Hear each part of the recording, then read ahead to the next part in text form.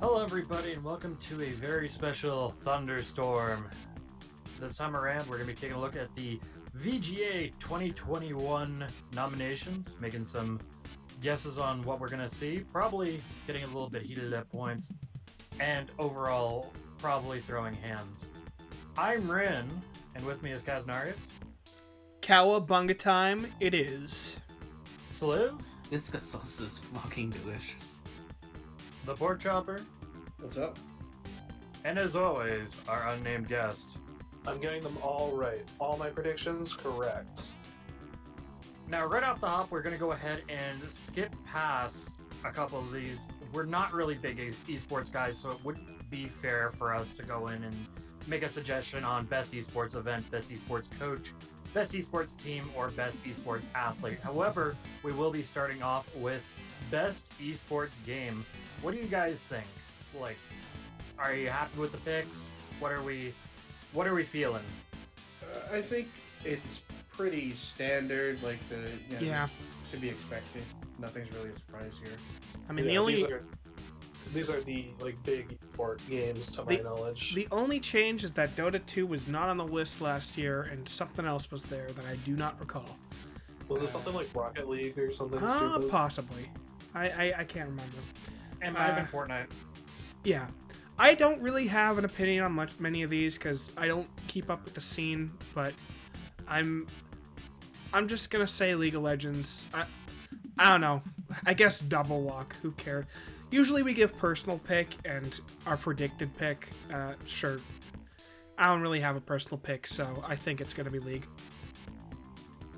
True. I think. I mean, my personal pick is Dota 2, just because it's the one that I have the most fun watching.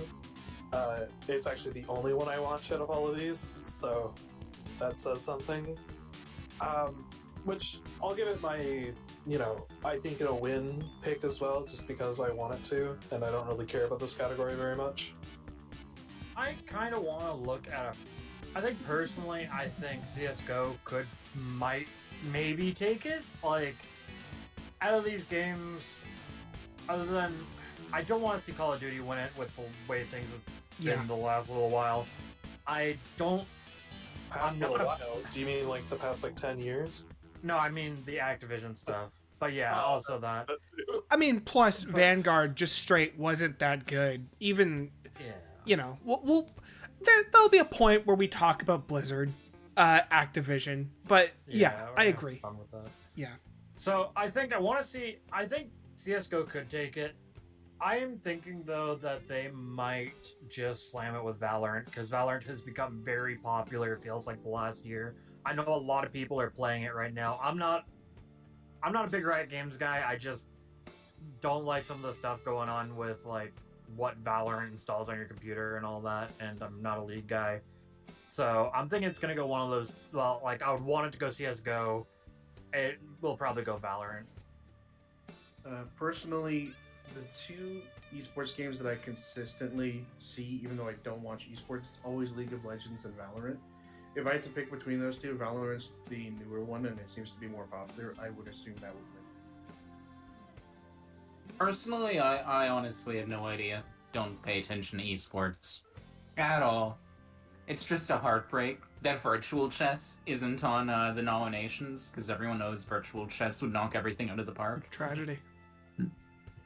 5D chess, why isn't that nominated? Yeah, 5D chess with multiversal time travel. I should mention now, such a shame. if in any category somebody thinks that there is a snub, feel free to sound off. Sliver, we're gonna put you down for virtual chess. Oh yeah, you're gonna put me down for 5D chess with multiversal time travel. Oh, Noted. hell yeah. Noted. All right, are we good to move on? Probably gonna win is League. Okay. Unfortunately. Yeah, I think we're... Oh, I just want to point out, this is sponsored by Grubhub for some reason. Yeah, Grubhub. Play the song, boys. Whoever's in post, play the shitty song. Ugh. Okay, Play yeah, next a category. remix of it. Okay, best sports/racing game. Ooh. And it's weird that they said best sports/racing game, because I think these are all just racing games. Yes, I mean, FIFA fucking 22, isn't. my favorite racing game. Well, it's a race to see how much fucking money you can spend on the game. I apologize. I immediately failed to notice FIFA. Like everyone should fail to notice FIFA. I Actually, do not though. want FIFA taking the win on this Fuck. because of those microtransactions. I'm like, it is absolutely abhorrent how bad the microtransactions have gotten. I remember like when we were younger, like with the 360 generation and everything, we were saying like, oh yeah, these microtransactions are terrible. This is next level bad.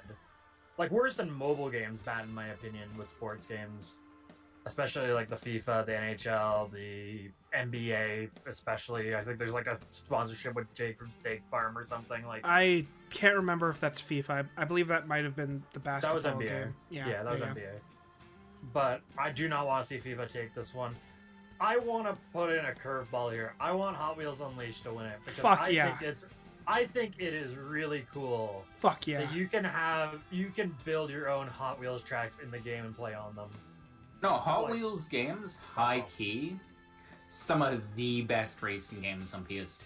I know Forza Horizon 5 is on this list. I want Hot Wheels to make the upset on this one. That would be awesome. Oh yeah, I'd love for Hot Wheels to win, but I think Forza's gonna win. Yeah, like personally, I think Forza deserves to win, but I love Hot Wheels. Like when I was a kid, there was a Hot Wheels game on the N64, and I lived for that shit all day. And this game looks really good. I've been meaning to play it, so Dunno. Oh, yeah. I just played with actual Hot Wheels. I remember having a track going down my basement stairs into the loop-de-loop and the like buffer speed up thing. That was awesome. Yeah. All right. I want Hot Wheels to win just on that nostalgia alone. I think we have everyone's. I'm also saying personal pick Hot Wheels, but I know I kind of feel like everyone loves Forza Horizon 5, and I'm sure it's an amazing game. Locks, unnamed guest. Yeah, I want Hot Wheels to win, but it'll probably be Forza. All right. Okay, next up we have Best Sim/Strategy Game. We have Age of Empires 4, Evil Genius 2 World Domination, Humankind, Inscription, and Microsoft Flight Simulator, which I don't believe came out this year. Definitely didn't. So why is it here? And it's going to cause me to bring up a point later on. But I don't know, did it come out after the deadline of last year, though? it was nominated last year. It won last year, I believe. I could be wrong about that. It launched this year on Xbox because the Xbox console versions weren't out yet. That's Mm. bullshit. Let's Yeah, bullshit. that's- Different versions of the same We're game. arguing releasing. we're arguing semantics now. I hate that. No, yeah, I agree. And it probably means that Flight Simulator will take the win again this year. Probably. Like, I know Age of Empires is deeply beloved and it has a very dedicated fan base. You know, it actually got really, really good reviews this year, though, with Age of Empires 4. So Yeah. you never know. It might. Admittedly, I'm not a big sim or strategy game guy, so I don't know much about Evil Genius 2, Humankind, or Inscription. One of those could be a curveball in this, in my opinion, but I just don't know enough about them to really give an opinion on it. Yeah, I Yeah. feel like I heard good things about Humankind, but then I also feel like I heard really bad things about Humankind, so I have no idea. I'm a big goose egg on this whole category, minus Inscription. It looks like a really, really cool roguelike indie game with a really cool horror aesthetic that I've been meaning to try out, and it's relatively cheap too. So I'm going to say personal pick Inscription, and my gut is telling me Age of Empires as my prediction. I honestly have no idea myself. Haven't really paid attention to sim strategy games this year. The only good series is Civ, Fight Me. Sorry, Civ and Crusader Kings. XCOM, okay? Don't Oh no, get me fuck started. XCOM. You know what? You know what's Shit. better than XCOM? Mario vs. Rabbids. Party, whatever the fuck. it Record was. of Agrest War. Shit. Yeah, Mario vs. Rabbids. Listen, that was a good game, okay? But that's a poor man's version of XCOM. It ain't the same. Man, the main thing I'm confused about here is actually the combination of sim and strategy. Because Microsoft Flight Simulator is nothing like anything else on this list. It's That's a the sim game. The rest are like strategy games. They're strategy games, but they also have some kind of simulation in them. Yeah, but you can have a strategy game that doesn't have simulation and it would still go in this category. I see Yeah, what you're it's saying. not like a trucking simulator or a It farming does- simulator, right? It does feel like you can divide the categories, and you could probably get a solid turnout for both. Oh yeah, That's fair. I mean, maybe by not the this same year. token, you could probably split sports and racing, to be honest. But yeah, Well, yeah. Yeah, no, you definitely could. I think you could as well. yeah, that's fair. All right, who haven't we gotten a pick from? Basically everybody. I have another one. I'll give it to Age of Empires just because it's the only one I really know. Yeah, I would say with the amount of praise that I've seen for Age of Empires 4, I would say that's probably going to win. Humankind, the only thing I remember about it is that it has mixed reviews on Steam and a lot of people didn't like it, so I don't see why that would win. Yeah. Ren? I would like it to be Age of Empires, but I get this sneaking suspicion we're going to see Microsoft Flight Simulator take it again, and I'm not really happy about that. Yeah, I'm not happy that it can be on the list 2 years in a row. I mean, they're using the same justification they used for Among Us 3 years later, right? So Yeah, I didn't like that either. I don't yeah. know. I don't know if it's the same and more like a... actually, no, fuck, you're right. It is the same justification. It's just a new console release. yeah. There you go. Sliv? I said mine. Oh, sorry. Yeah, he said us. My Okay, move apologies. Let's move on. on. Okay, Next we got. category. So our best family game we have It Takes Two, Mario Party Superstars, New Pokemon Snap, Super Mario 3D World plus Bowser's Fury, and WarioWare Get It Together. Well, I guess I'll start since I played It Takes Two. Actually, I guess I played basically 4 of these. I played the demo for WarioWare, but whatever. It Takes Two is a story about a couple that wants to get divorced, and basically their daughter is really suffering from that. Magic happens, they both become toys and go on this grand adventure to rebuild their relationship.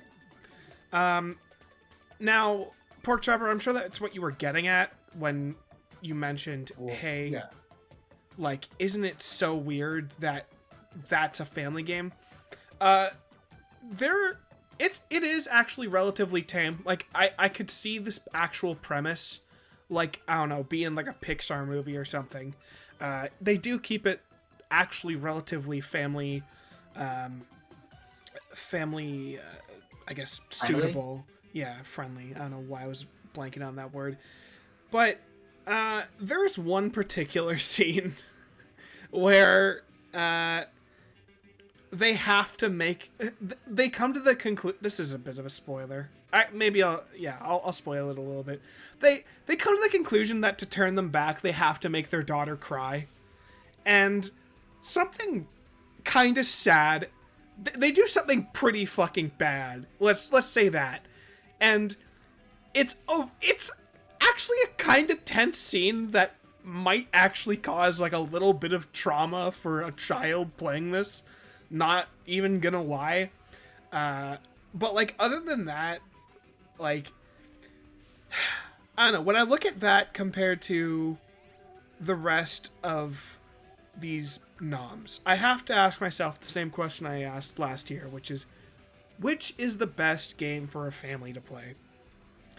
Like let's say a mom and 2 daughters. That was the example we gave last year.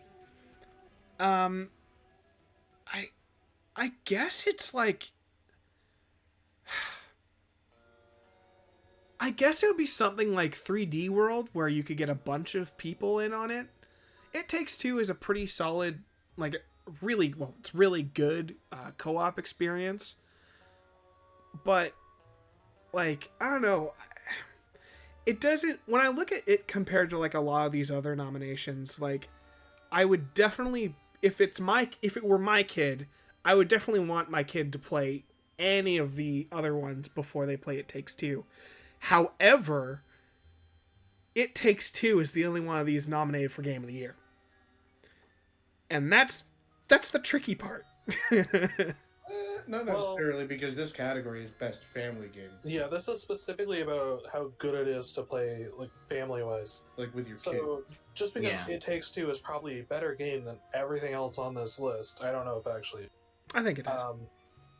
Just Yeah. because it has, like, it's thematically about family doesn't make it the best family game, right? Yeah. It's like saying God of War PS4 was a good family game because of the dynamic between Kratos and boy. I mean, I don't think it's the best family game, but I don't know. No, Eh. I don't think it should win this category. You're arguing that it's the only one that is in Game of the Year, and thus it's safe to pick it. I think But so. that's not the point of this category, I don't think. So I don't think it would. I might just give it to new Pokemon Snap because nostalgia baiting. And I don't trust game journalists to really take this seriously, so Here's the thing. I know Nintendo are the king of making family games. Of course. Games you can play as the family, or you'd be comfortable giving to your little kid to play, and you know that they're going to have a good time, but they're not going to get into anything too crazy. But are we really at a point where 4 of the 5 nominations are all Nintendo games? One of them is a multi-year-old game that just happened to get DLC and a Switch port. Like, are we really at that point? We well- didn't have anything better to throw in as a nomination here. That's Like, the That's the thing. Can you think of any other family games that came out this year? that's also the thing. I'm like trying to like scratch my Yeah. head on this. Because Because that's it the only kind of- reason I can think of It Takes Two being in here, because we didn't really They have just them. ran out of family-based games. In which case, what the hell's going on? Like, Yeah. why aren't there more family-oriented games or games you can play as a family that like, or like good party games? Especially with the Switch being as popular as it is, right? You would think there would be more. I could have sworn Yeah, a so- Jackbox game got released this year. Yeah, Jackbox game did get released this year. I will say that's probably not a very great like Family game. Yeah, family for game kids. if the I kids are agree. younger. Yeah, yeah. that's true. Jack- But it Jackbox- is Jackbox, this is terrible to play with your family because Yeah. when you're with your friends, you get like crazy and weird in Jackbox. You're too restrained with your family for the most part, I think. Yeah. Yeah. So, in my opinion, I'm gonna say it's gonna go to. I want it to go to Pokemon Snap out of these, or WarioWare. It can go either way.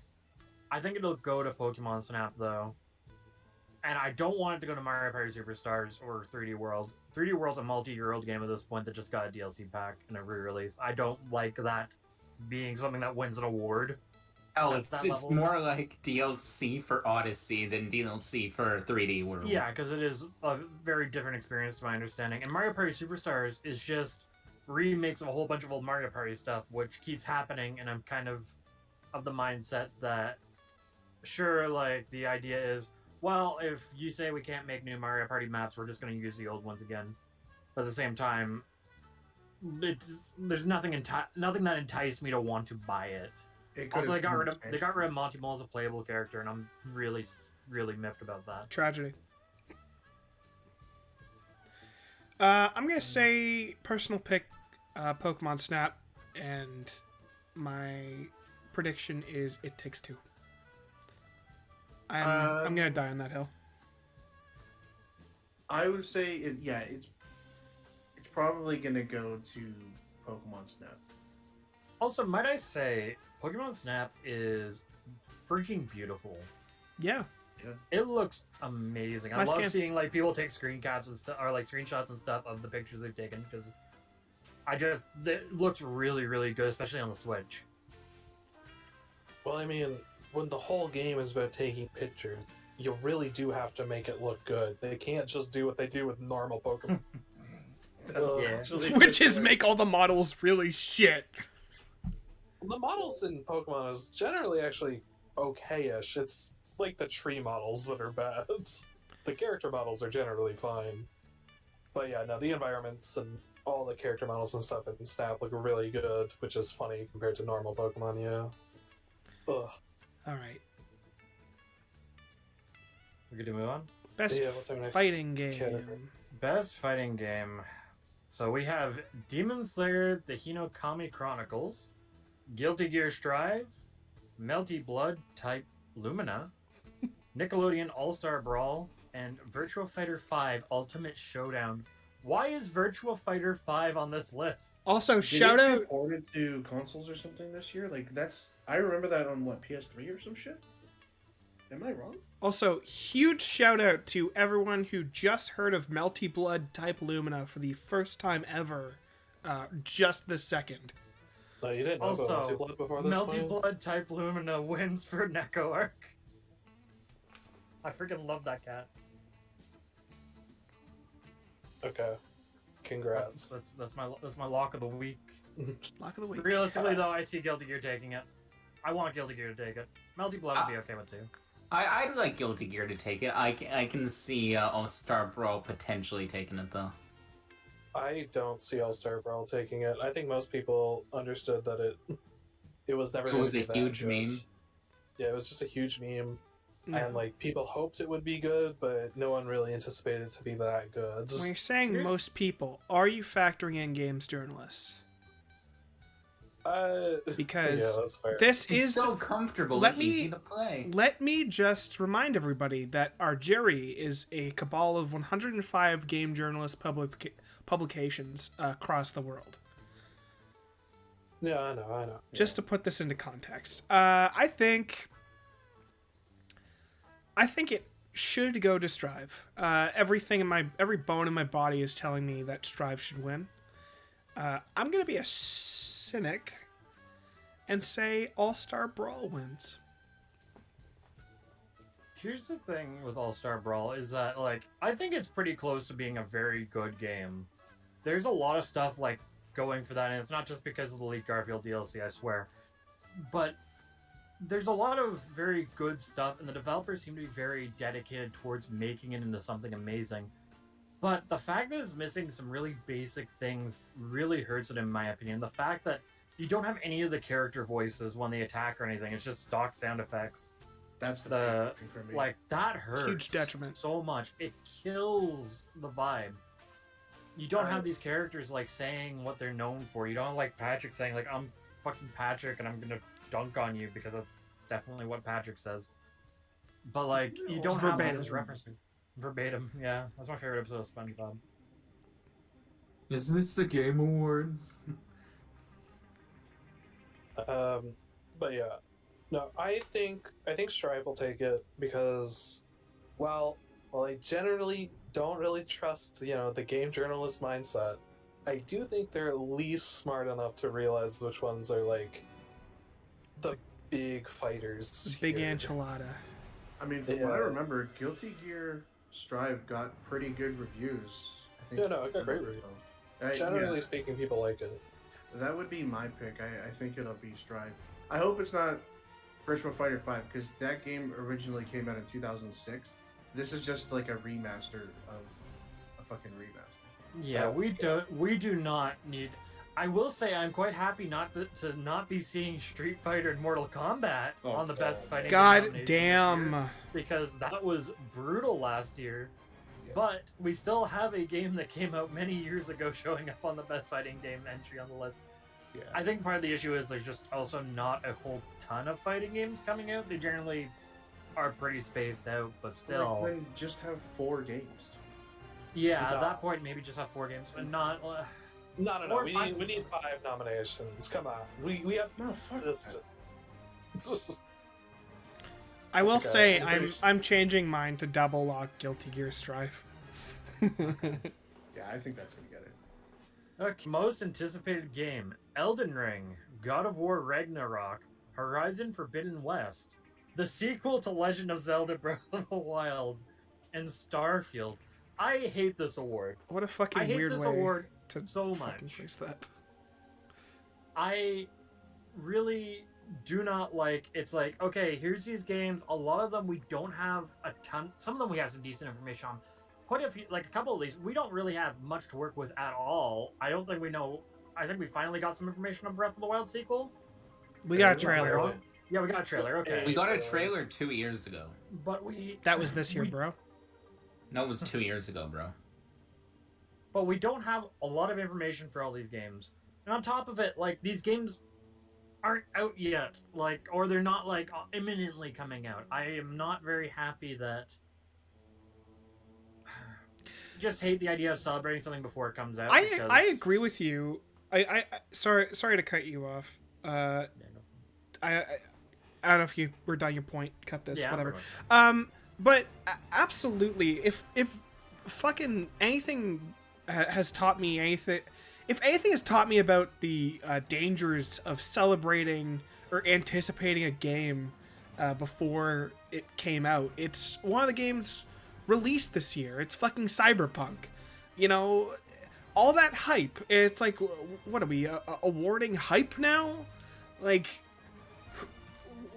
what even does this accomplish? Nothing. Okay, It's just, wow, we're celebrating how big a game could potentially be, or currently is. Listen, you're all being stupid here because you're forgetting the Game Awards is literally just a hype machine. We're not allowed to say that.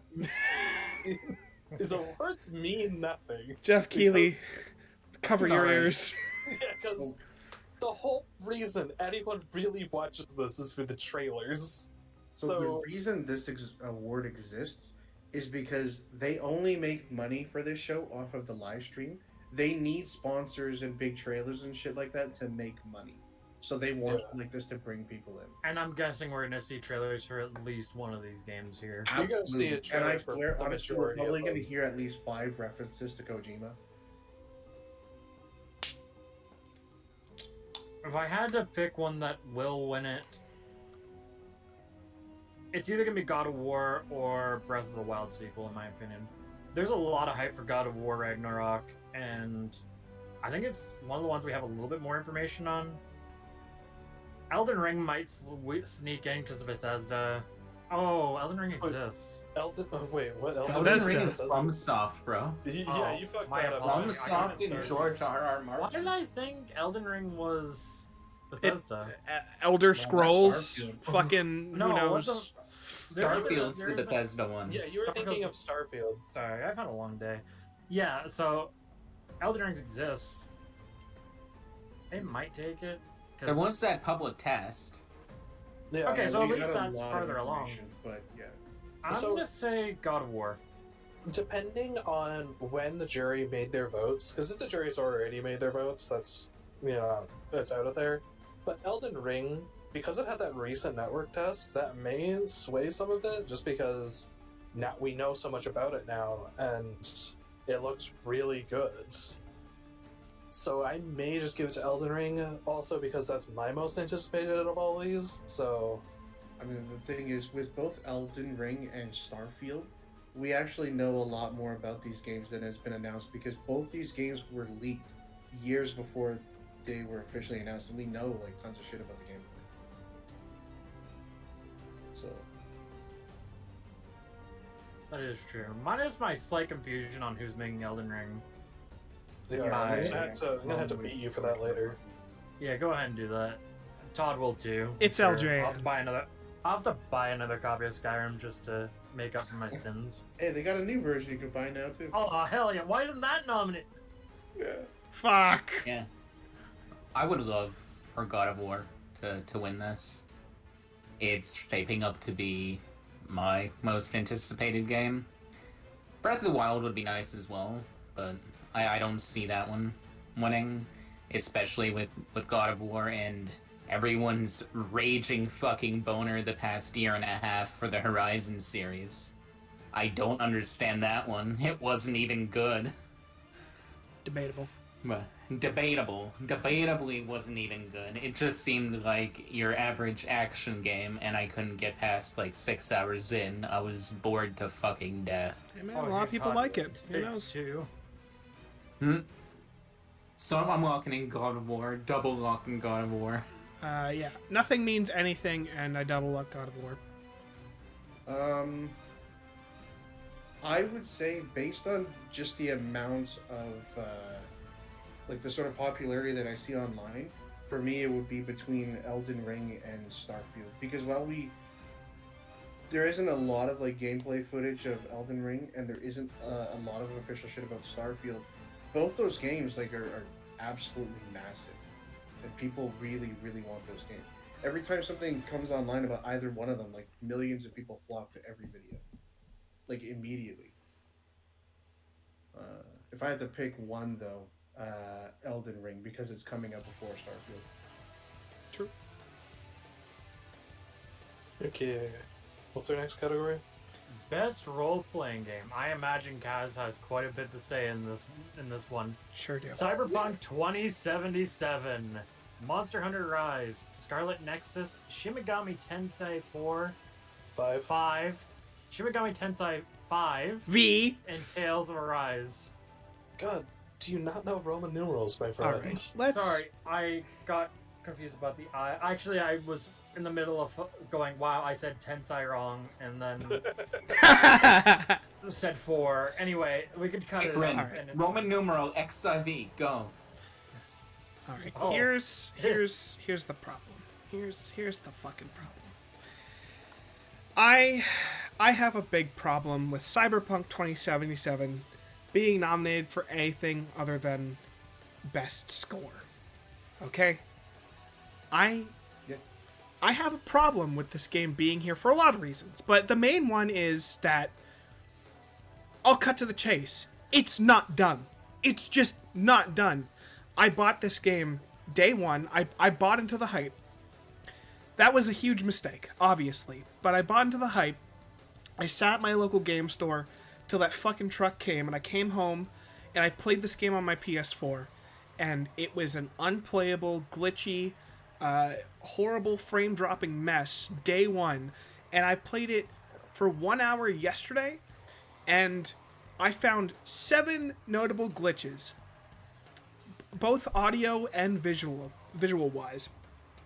Now, I will say, to their credit, the PS4 version has had a significant increase in frame rate stability, especially in like action scenes and like car chases and stuff, and I do appreciate that. However, the game isn't done, and if I am Mr. Game Awards man, Jeff Keighley hype bro, I have to ask myself,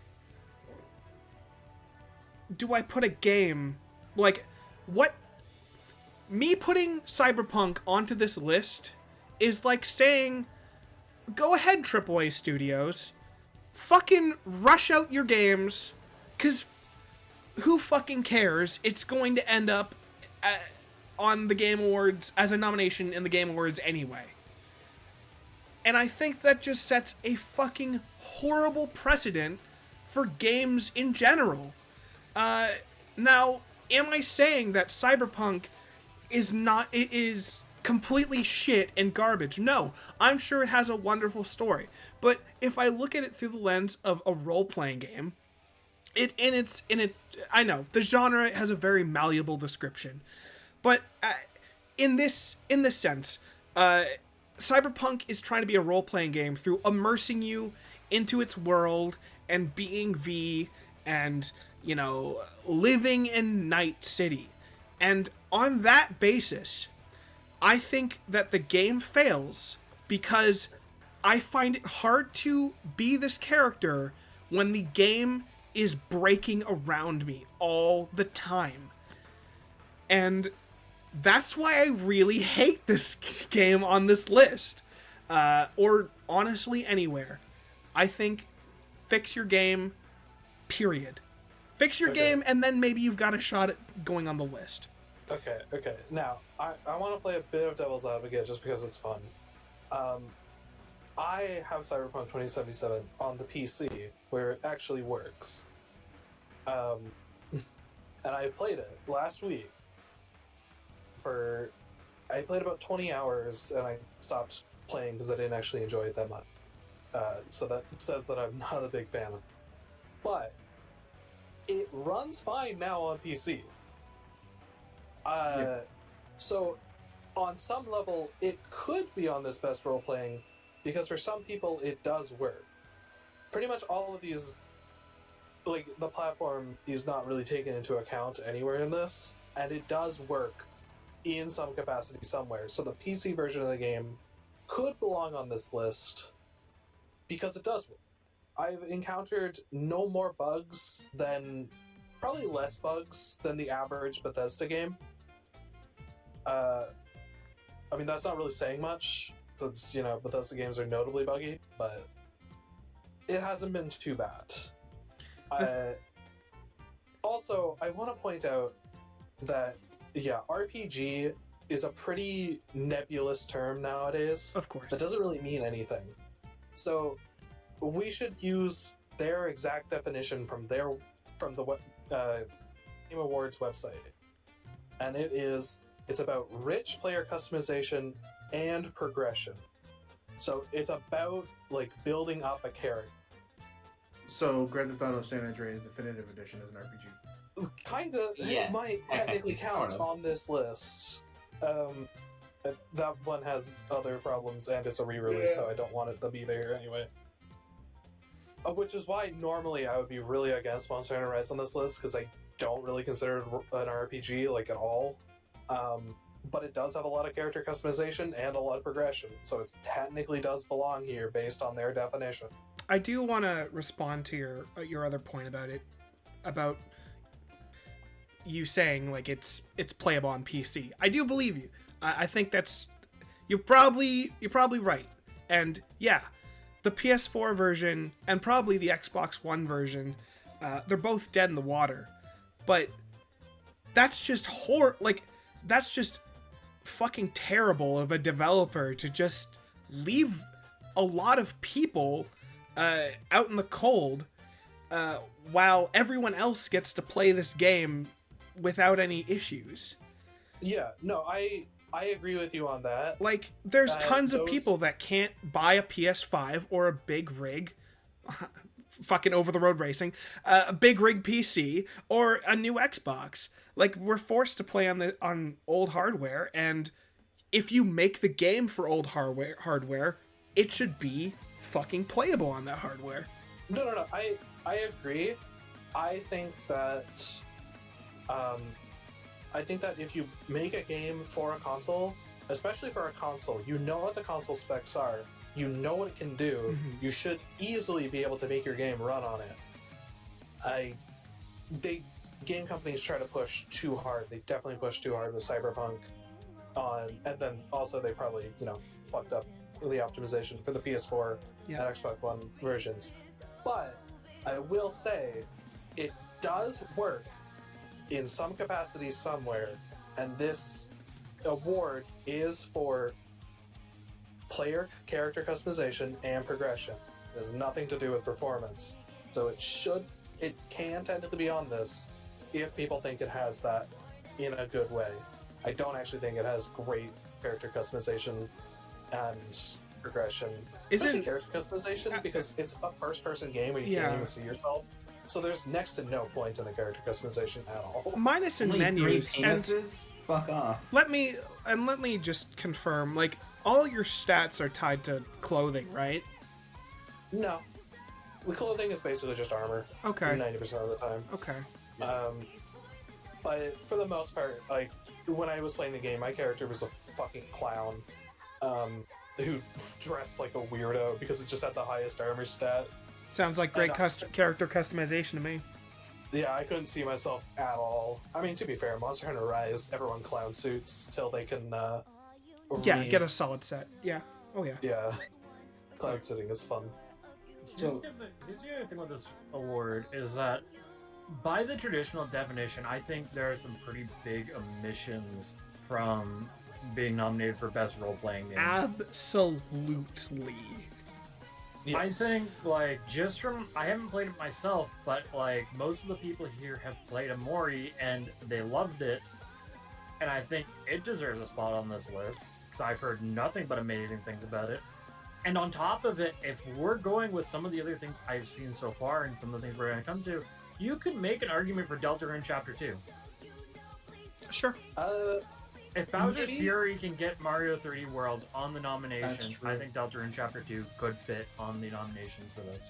I think it's certainly long enough. There's enough content that it should. Yeah.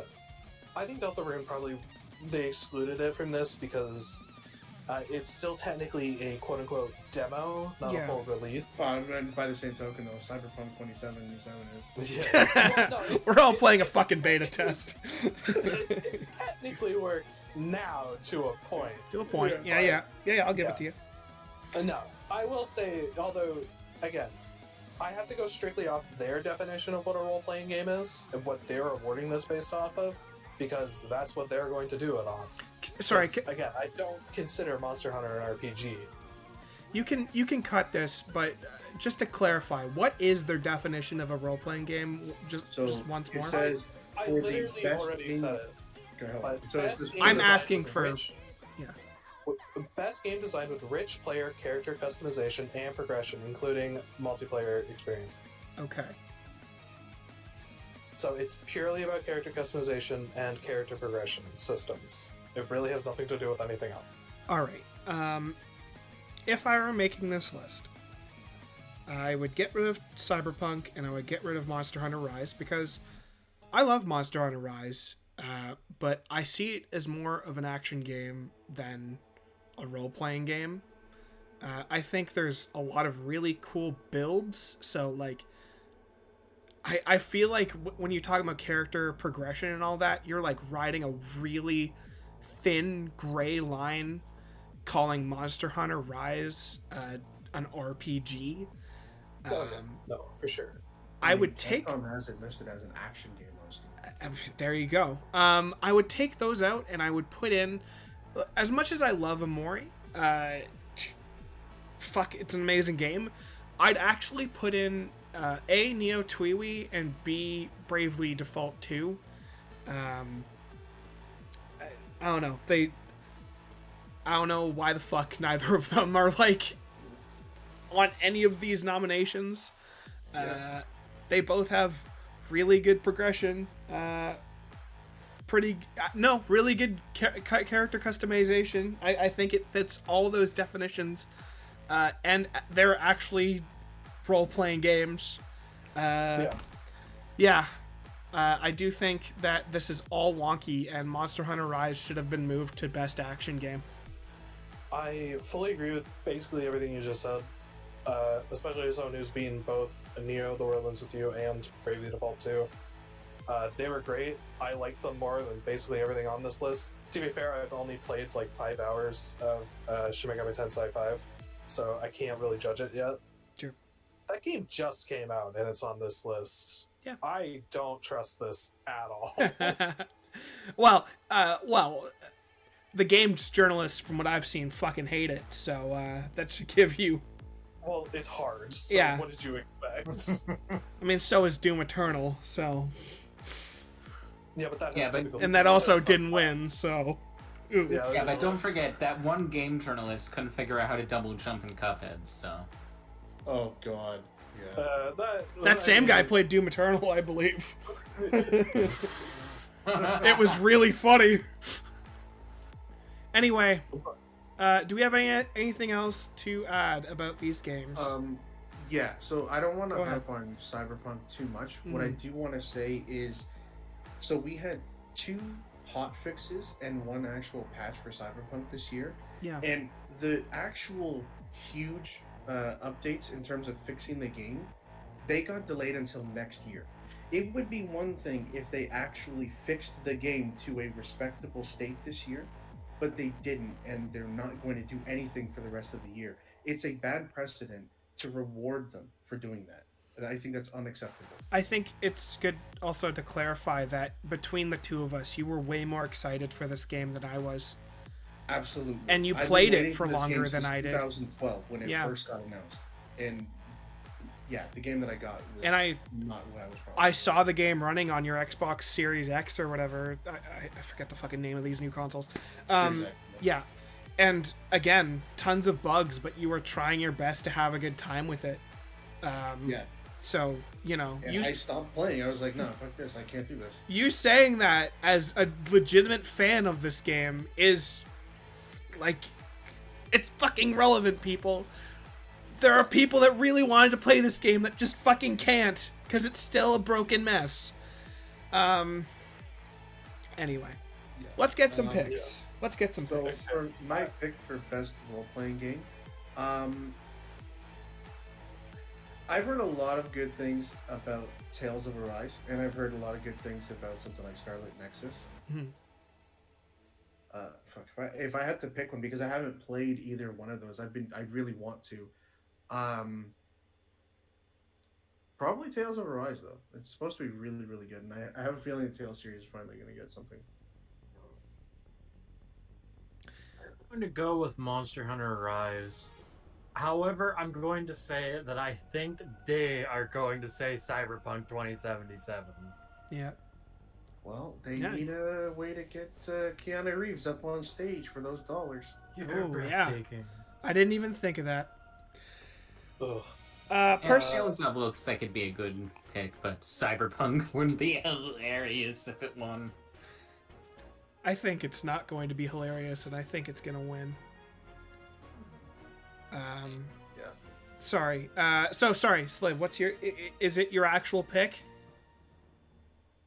No, Tales of's my pick. I Okay, just said it'd okay. be hilarious Okay. if it was Cyberpunk. I'm gonna go Tales of for my personal pick because it fits what I think of as an RPG. Actually, no. I'm gonna say Shin Megami Tensei for my personal pick, and I think Cyberpunk's gonna win.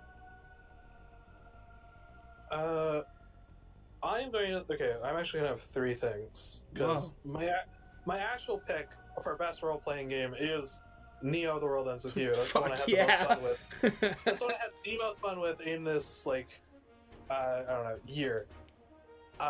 In terms of the ones listed here, my personal pick, based on what their definition of a role playing game is, which I do not agree with, is Monster Hunter Rise.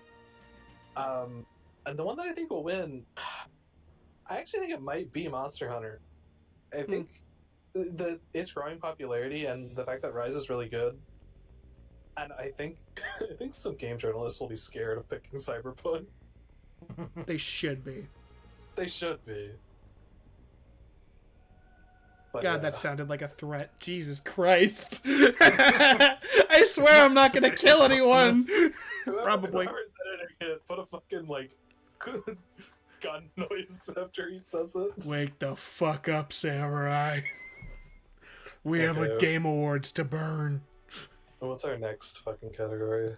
Best action adventure game: Marvel's Guardians of the Galaxy, Metroid Dread, Ratchet and Clank Rift Apart, Resident Evil Village, and Psychonauts 2.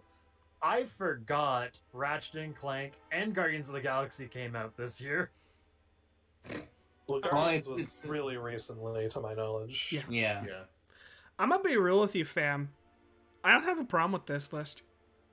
Yeah, No, I I think think there's there's- nothing wrong with it. I just forgot Marvel's the Guardians of the Galaxy game came out. I thought it was still upcoming, and I think part of it is I don't have a PS5 and I don't have a working PS4, so Ratchet and Clank just flew completely over the radar. I'm not even sure if it came out on PS4. But yeah, there are some really good contenders here. But I have heard amazing things about Psychonauts 2. I have heard that it is Yeah. phenomenal. I wish I could Yeah. expand on that. I fucking completely slept on it this year, and I feel bad about it. I've had it installed since it came out, but I just haven't found the time to play it because I've been trying to get through other stuff. But like, I haven't heard anything bad about the game. Like, it's supposed to be basically a masterpiece. Yeah, I've heard great things about it. I've played Psychonauts 1. I really should play Psychonauts 2. Is that still full price? You could just do Game Pass if you get like the $1 deal. Yeah, maybe. But yeah. No, I think this is a fairly good selection Yeah. for action adventure. If any of these won, I probably wouldn't have an issue with it.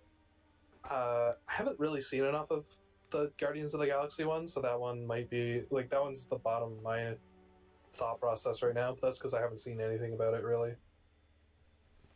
Yeah, I'd be fine with any of these. Yeah, Metroid Dread was really good. Like, it was really good. I liked it a lot. Sorry, Yep. to expand on that, would you say it how good is it compared to other Metroid games? Because I'm currently going through the whole series and I'm up to Fusion. I'm about to start playing it. So unfortunately, a lot of my play of Metroid has been in the past. Like, I haven't played any of them recently, so I went into Dread pretty fresh in comparison to what you will be when you play my copy of Dread in like a week. Sorry, I didn't buy this game. Yeah, My bad. Fucking freeloader. I couldn't tell you. I like it a lot. It's definitely. I don't think it beats Super, but I don't think anything ever really will beat Super. Hmm. But I think it's better than like Zero Mission and Fusion. Okay.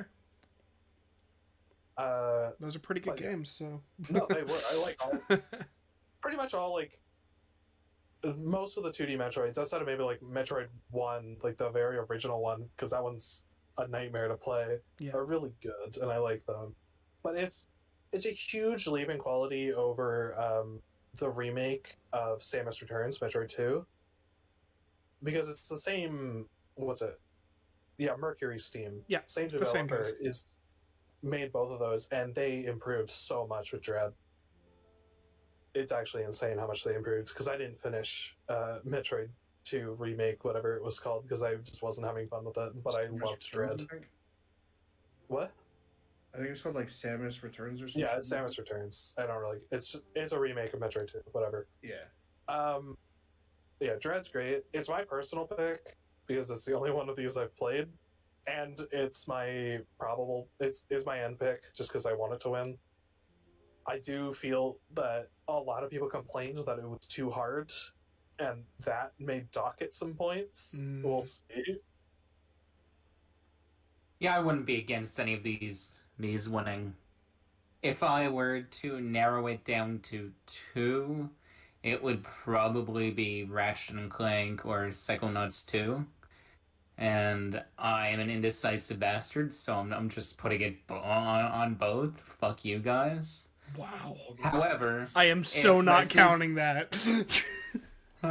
If Resident Evil Village was released last month compared to the beginning of the year, I could definitely see that one winning, because people are always hit with the horny stick. But maybe that's just me. Actually, I heard some people online I heard discussing that in terms of movies, the ones closer to the awards generally are more likely to win. But with games, it's the ones earlier in the year that are more likely to win based on previous things. I don't know if any of that was true, but I guess I could see it, because you might replay a game over the year, and if you replay a game, that would definitely more solidify it in your mind as being good. Right. If you play a game at the beginning of the year and you're still thinking about it at the end of the year, that in your head is going to make you think that that's actually a really, really good game. Right. And that just goes. It's also just that games are much longer than movies, so it may actually take someone a few months to beat a game. Yeah, true. I'm personally locking in that I want Psychonauts 2 to win. I'm actually thinking Resident Evil Village might get the win.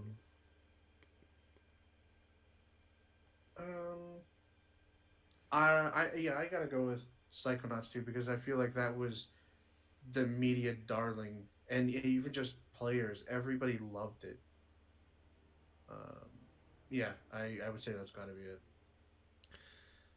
I'm gonna personal lock Dread, because I'm sure I'm gonna love it when I do play it, and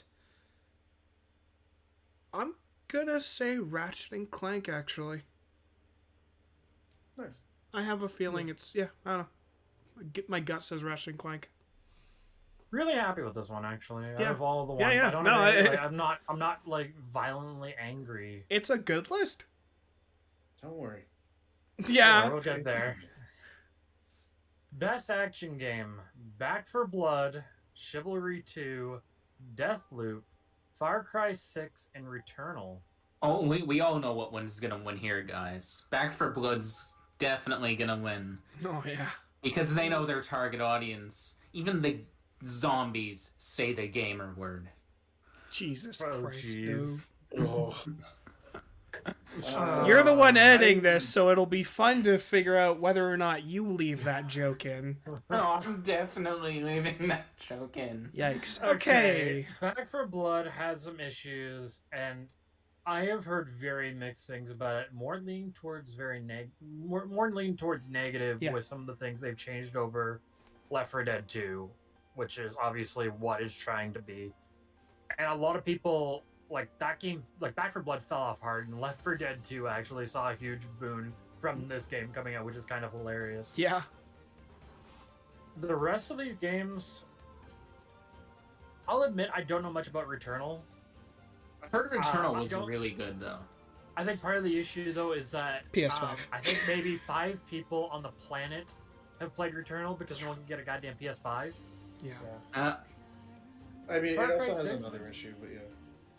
Far Cry 6 seems pretty interesting. Far Cry seems like it's just becoming in every couple of years another one comes out kind of deal. I, But it- Far Cry it's 6 literally is Far Cry 3.8. Far Cry Yeah. 6, Far Cry is just kind of becoming Assassin's Creed to a point. Like, it's just this, like, actually, no. At least Assassin's Creed changes up the setting. It's like, alright, go to island, take out bases, and we're gonna have a new bombastic villain as our centerpiece for the game. And I think that that formula for a lot of gamers is running out of steam, and it's definitely shown for this game. That said, I haven't heard a lot of complaints towards Far Cry 6. It's more like just I don't hear a lot of anything, which might be arguably worse, but like Yeah. I know can tell Far you Cry what. 5 was still really, really popular, and I imagine Far Cry 6 has its people that love it. So the thing about Far Cry 6, the main complaint that I've seen people say is that yes, it can be fun, but the problem is it still feels just like Far Cry 5, which was just like Far Cry 4, which was just like Far Cry 3. And I know because I played every single one of them, with the exception of 6. It's just the same game with very little changes, and people are kind of just getting burned out on the fact that Ubisoft has all these franchises that all play the exact same. Yeah. Giancarlo Esposito is supposed to be really good as the villain, but like most of the villains in Far Cry, he's barely in the game at all.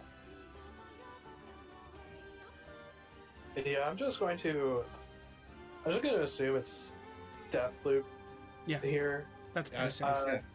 I think it's the only one here that is nominated for Game of the Year, right? Yep.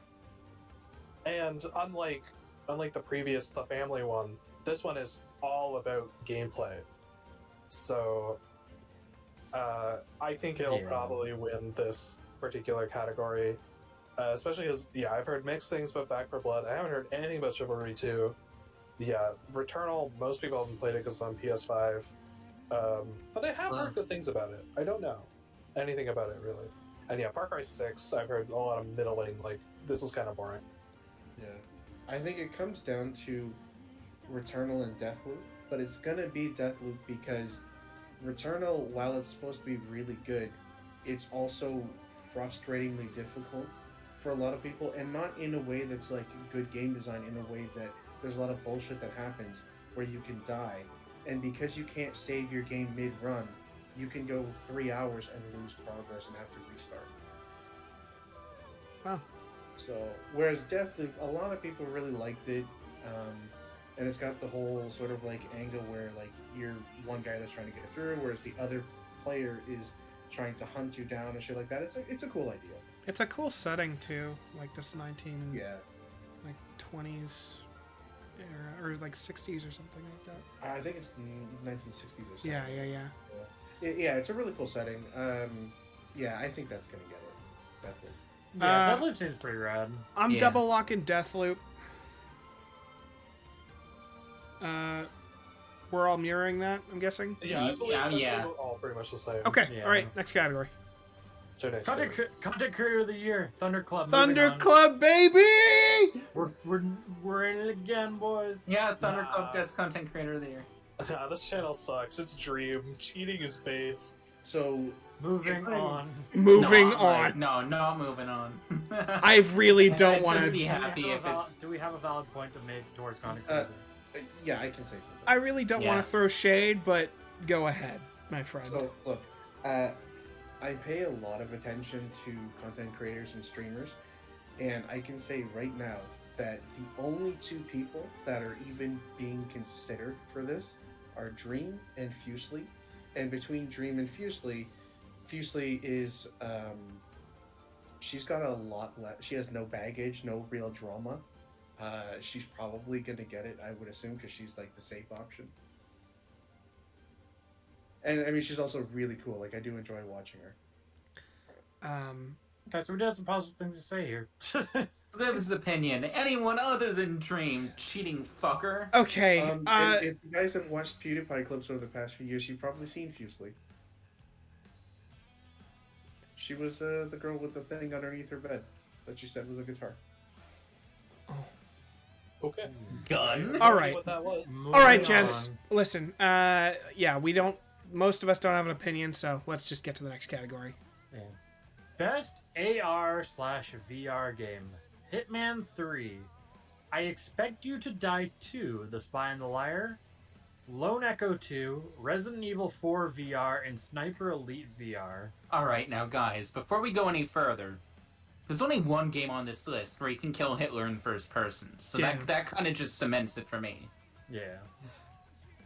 Like, Resident Evil's Resident Evil. I'm glad Resident Evil 4 got its remake. Was kind of disappointed Why the that it was only in Fuck VR, is it but... on this list? I Well, have heard. specifically about the VR Yeah. part of it. Yeah. Let's be fair. I think remaking a game in VR is a big enough difference Yeah, to put it on okay. the VR list. That's the thing, though. Resident Evil 4 in VR is apparently really fucking good.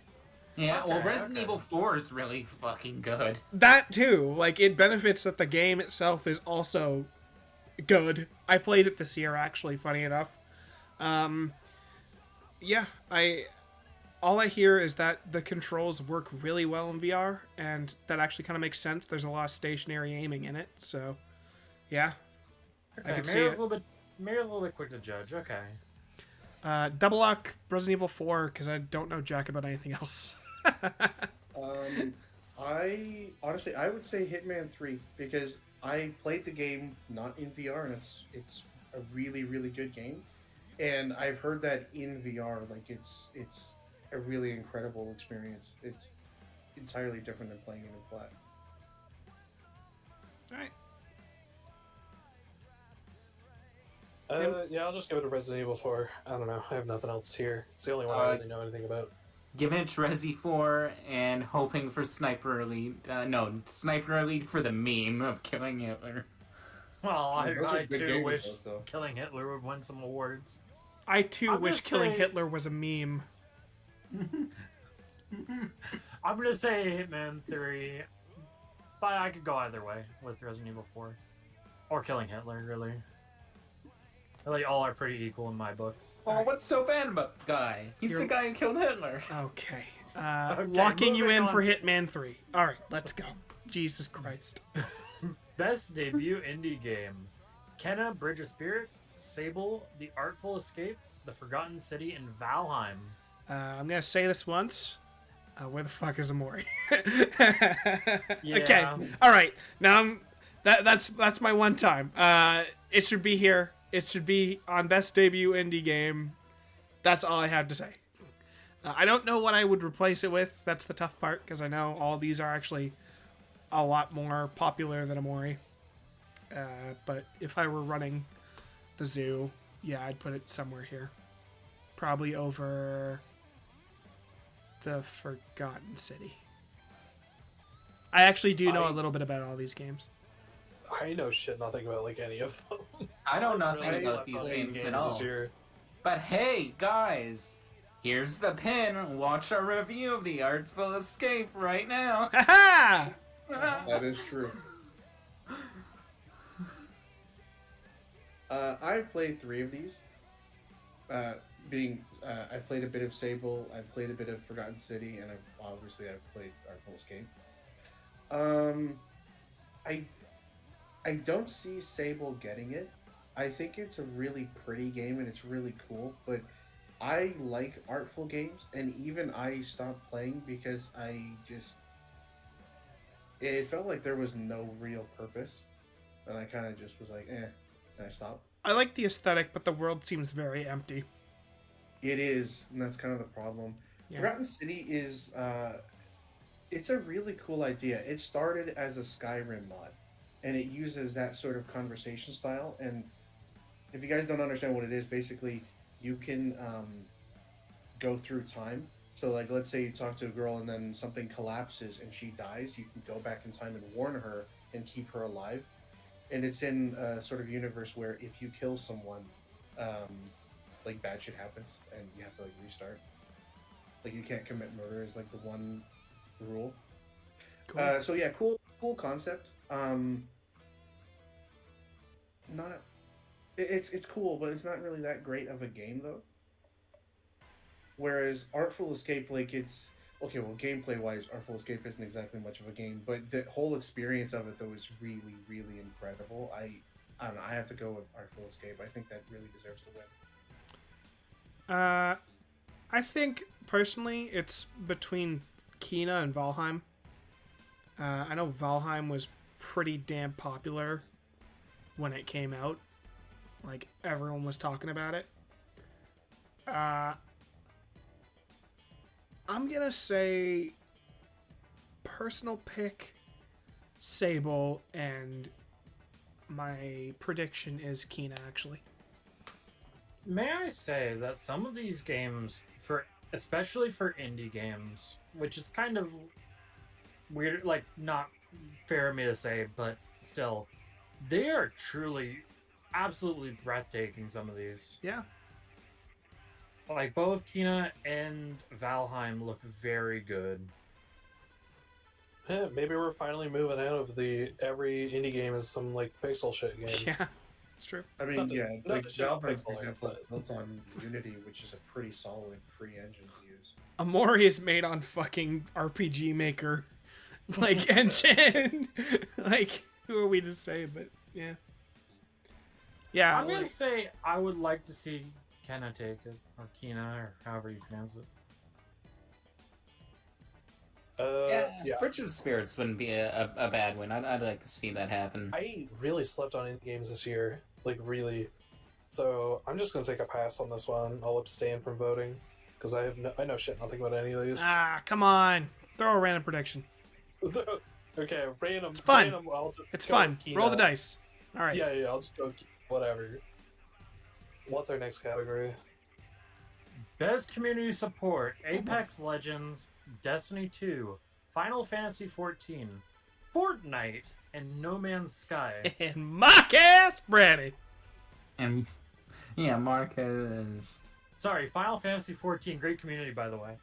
It is. It is a great We get community. some And great legitimately, support. Names aside, it is a great community.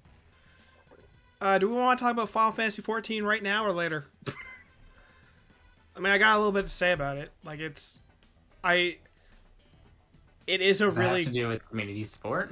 yeah, that's what I mean. Like, it's got a great community. I think it's real, and well, not just community.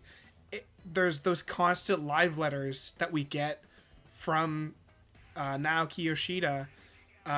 God, even watching it like a month ago, him going on stream to tell everyone the game is delayed for 2 weeks and then proceeding to cry on stream because he was so, like, taken aback by his fuck up. Like, we have gotten non-stop, like, consistent information from these developers that actually seem like they are listening to this community, and it's awesome. Especially when you are comparing it to its competition. Which, Yeah. The other thing is like, both ways of looking at community support, like, in terms of the community supporting itself and as well as the developers supporting the community, there are very good arguments for Final Fantasy 14. yeah, Like, the community itself is really generally great to deal with. There's occasionally you have some issues with someone who thinks they're top dog or someone who doesn't know what they're doing, but generally speaking, it's very easy to get along with people in the game, and on top of it, like, you have such amazing. Like the guilds in the game, the free companies, they are incredibly dedicated. I remember this past summer I took part in, there was a last walk across a bunch of areas of Eorzea with someone who had passed away, and like this free company had organized it. So like there's stuff like that going on. There's the developers supporting things, the developers paying attention to what people are doing. There's I even kind of like the sheer chaos that is Limsa Lominsa.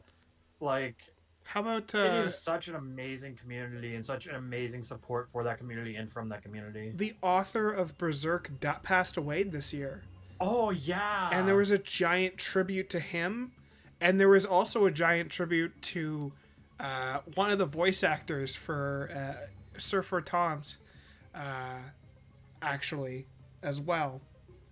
And it was super cool, like walking around these areas with people in like their best Berserk gear, looking just super cool by bonfires.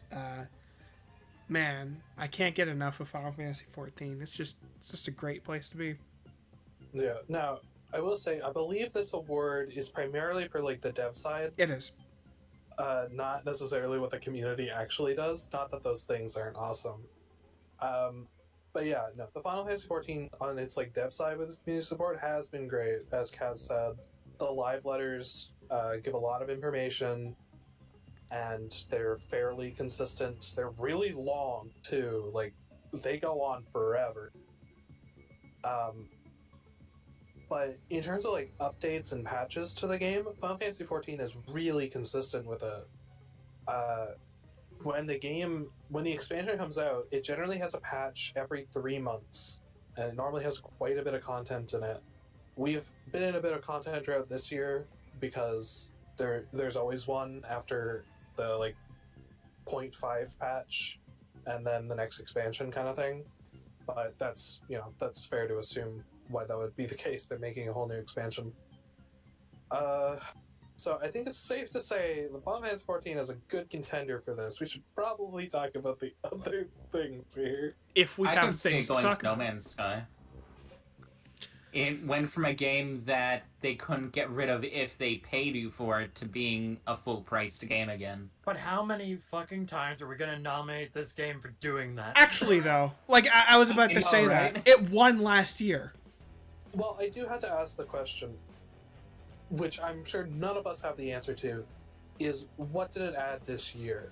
Oh, Like, I what don't was- know. I don't play No Exactly. Man's What Sky. was the big Oh thing this fuck! year? I thought the question you were gonna ask is what are Jeff Keighley's shoes gonna be this year? Because like, damn, that's always a big. Heelys. Jeff Keighley's Heelys. I'm sure they will be fly, but Fly as fuck. yeah, fly is fun.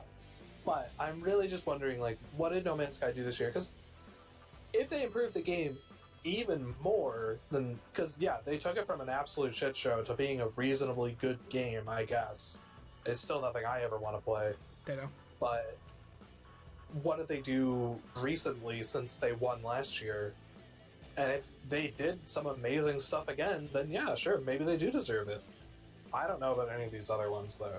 Like, I really don't. Fortnite added Naruto, and it should probably win because Yeah, of that. actually, fuck all this shit. Fortnite's got Naruto. They're listening to the community. No. Fortnite had Naruto.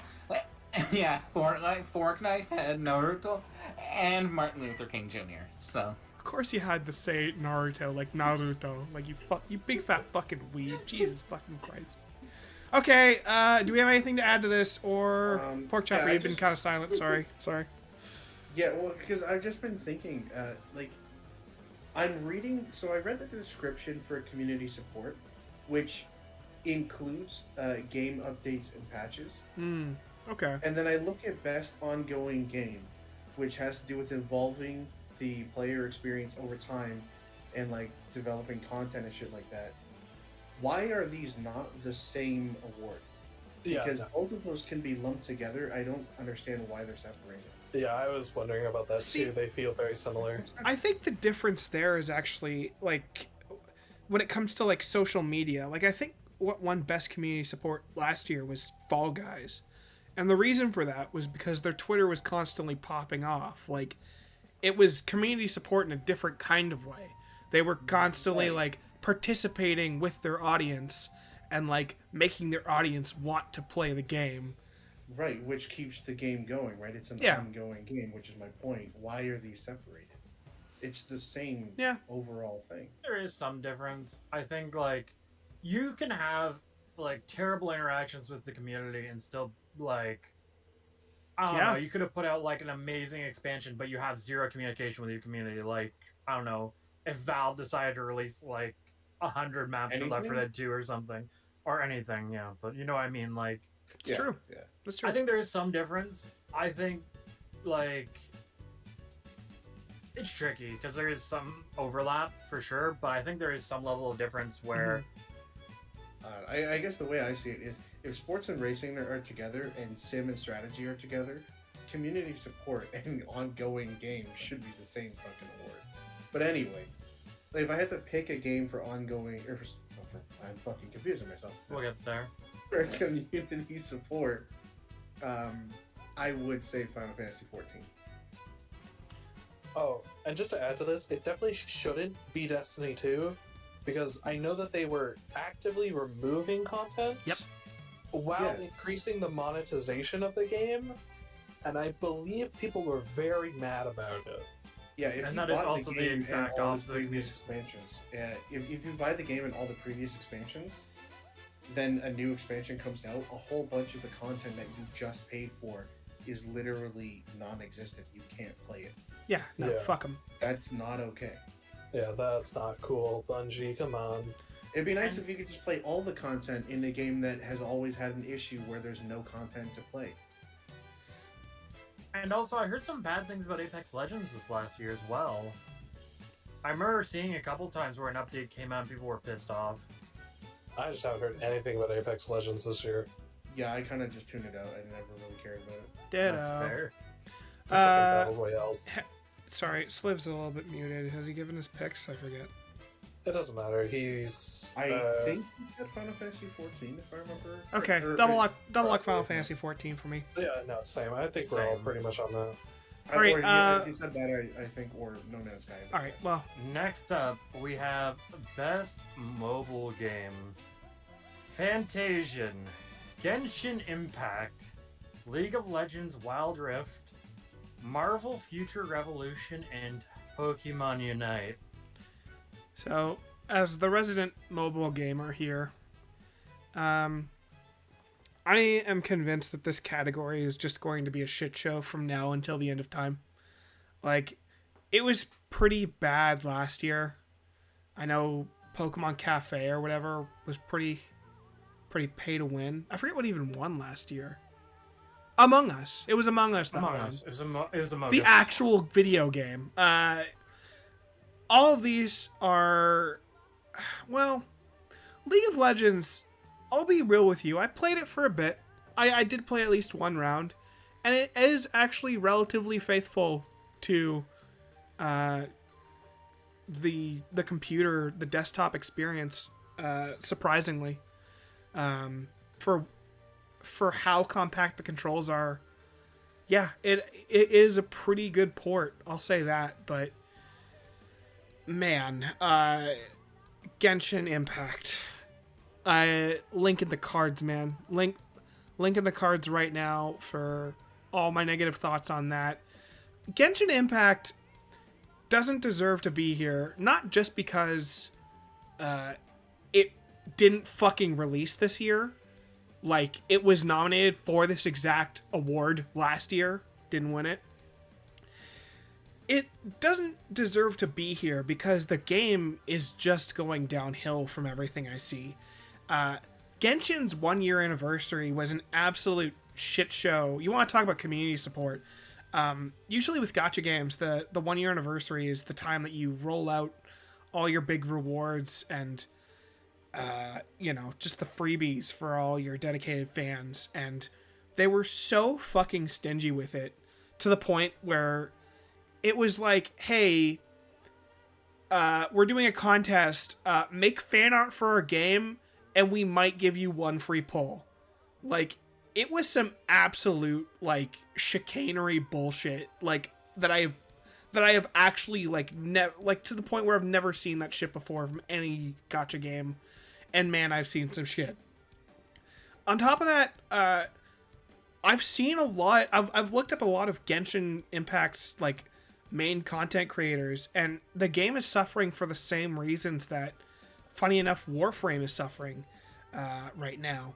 It's that they're waiting for the next big update, and every update they've given them has been a content island that they grind out, and then they're stuck grinding every single day. The game, from an actual fan's perspective, seems to be on the downhill, on a downward spiral, and a lot of its content creators are getting burned out because of it. I am not one of those fans for obvious reasons, but again, I ask the question, why the fuck is this game here? And I don't know the answer to that, which sucks. That's all I gotta say about this fucking piece of shit game. Go watch my video, I guess. Pokemon Unite is a shitty, dumb, pay-to-win MOBA game. Fuck that piece of shit, too. I'm gonna say Double Lock League of Legends, because I don't know jack about Fantasian. I'm sure I see Marvel, and I think stupid pay-to-win game, and League of Legends was actually a relatively good port, so... Okay. Long story short, League of Legends, at least it works. Yeah. What's it? I just did a quick Google search on Fantasian because I had never heard of it before, and I want it to win. Yeah, same. Because it is just an RPG with no microtransactions. Wow. That can be played with a mouse and keyboard or a controller. So the best part about it is that you don't have to play it like a mobile game. Novel concept. Wow. Well, I guess my personal pick, but League of Legends is winning. Yeah. Based on that alone. Pokemon Unite has some cute costumes, but that is not enough to carry the fact that everything else about it is fucking garbage. I'm going with Fantasian. No, Fantasian. No microtransactions. That's beautiful. I'm downloading it right after this. Review coming soon. Fuck it. I think you have to, I think it's a game you do have to pay for. That's I'm not fine. sure though. Gotta make money somehow, I guess, but that's a model I prefer, just paying up front instead of those stupid microtransactions. I don't mind paying for a game if it's good, so. Okay.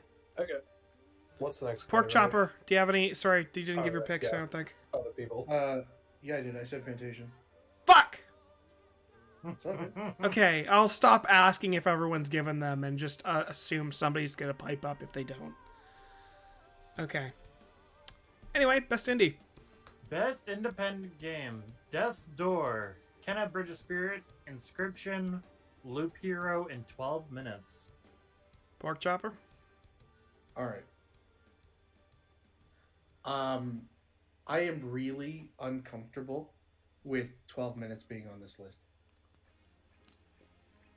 So I played it, and it started off really cool. It's got a nice idea where you kind of go in this loop, almost like a movie, like Groundhog Day or Source Code, where you kind of restart and you do different things to try and get further and figure out the puzzle.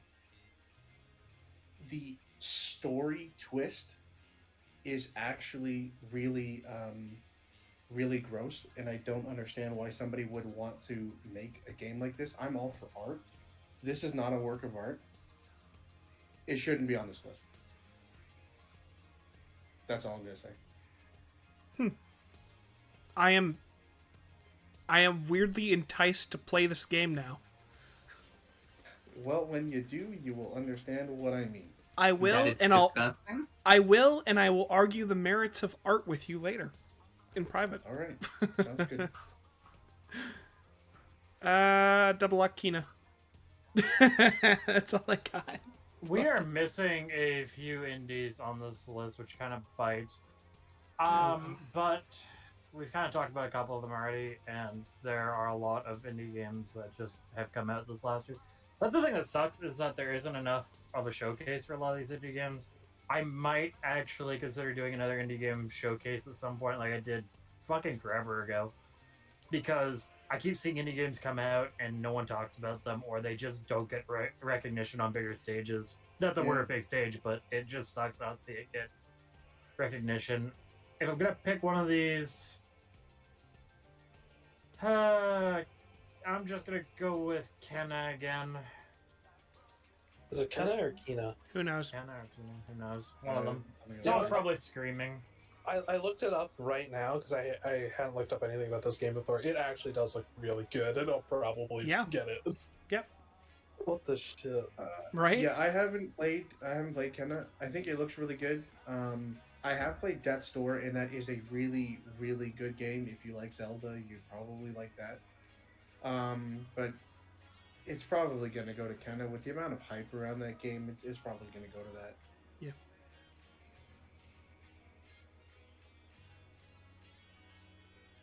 Now, do we have anything else to add? Do we have anything else for independent? No, I think we can move on. Okay. Sliv didn't give a pick! What? Yeah, Sliv didn't give a pick. Oh, Kenna, whatever. Fuck's sake.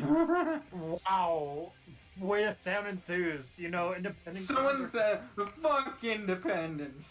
Listen, Yeah, fuck the little guy, says the channel with 160 subscribers. Don't date us.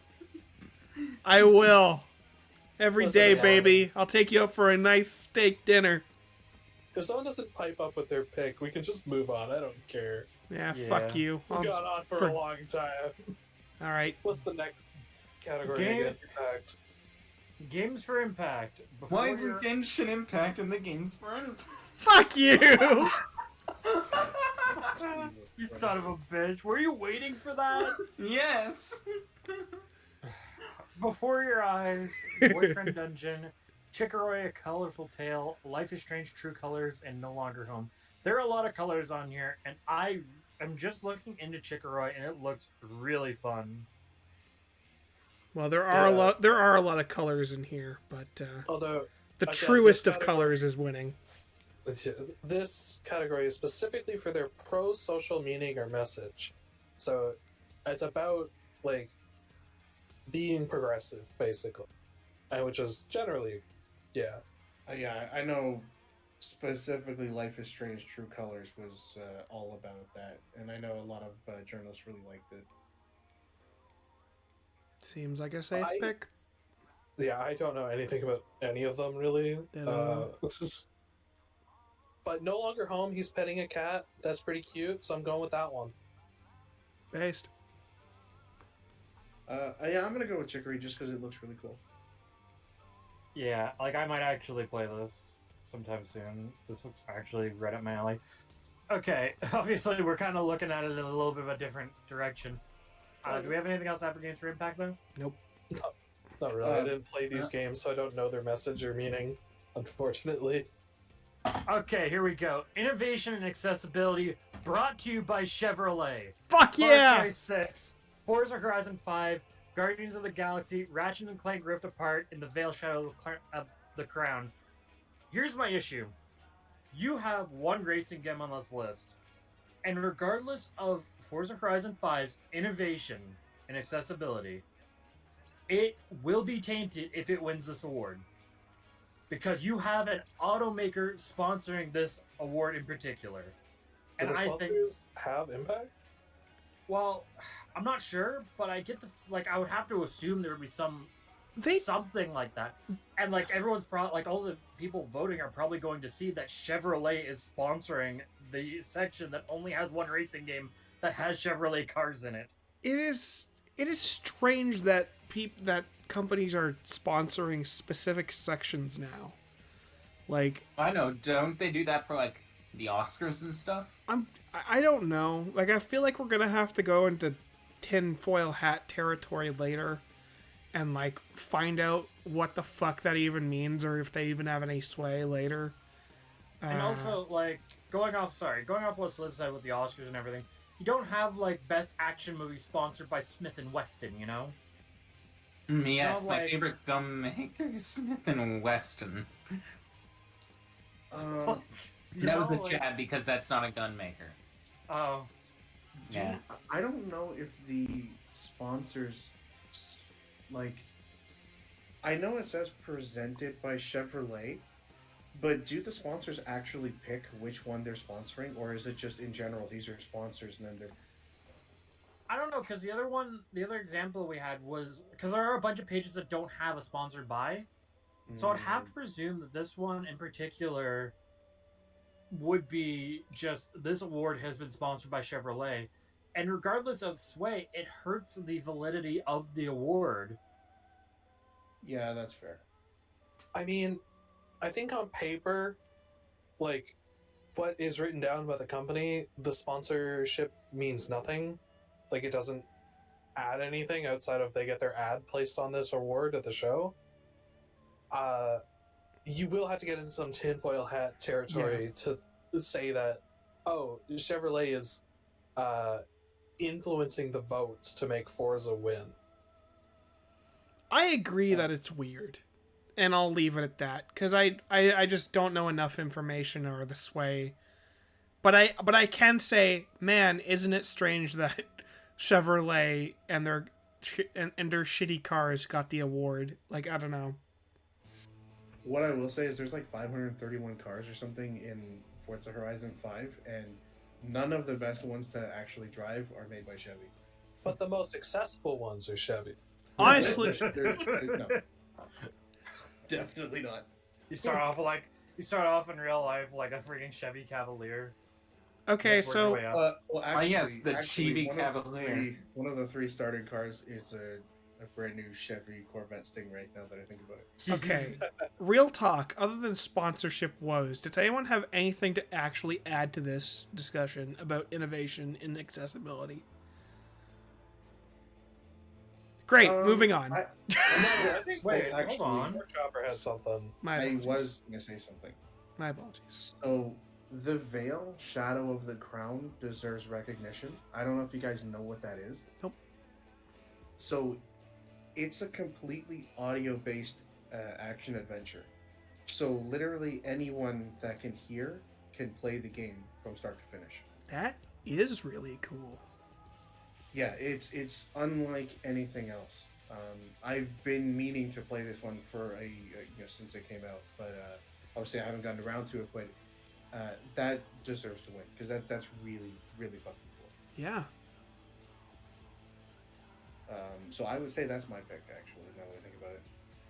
I'm gonna say I'm not gonna make a pick because, like, I don't know enough about all this shit. Sure.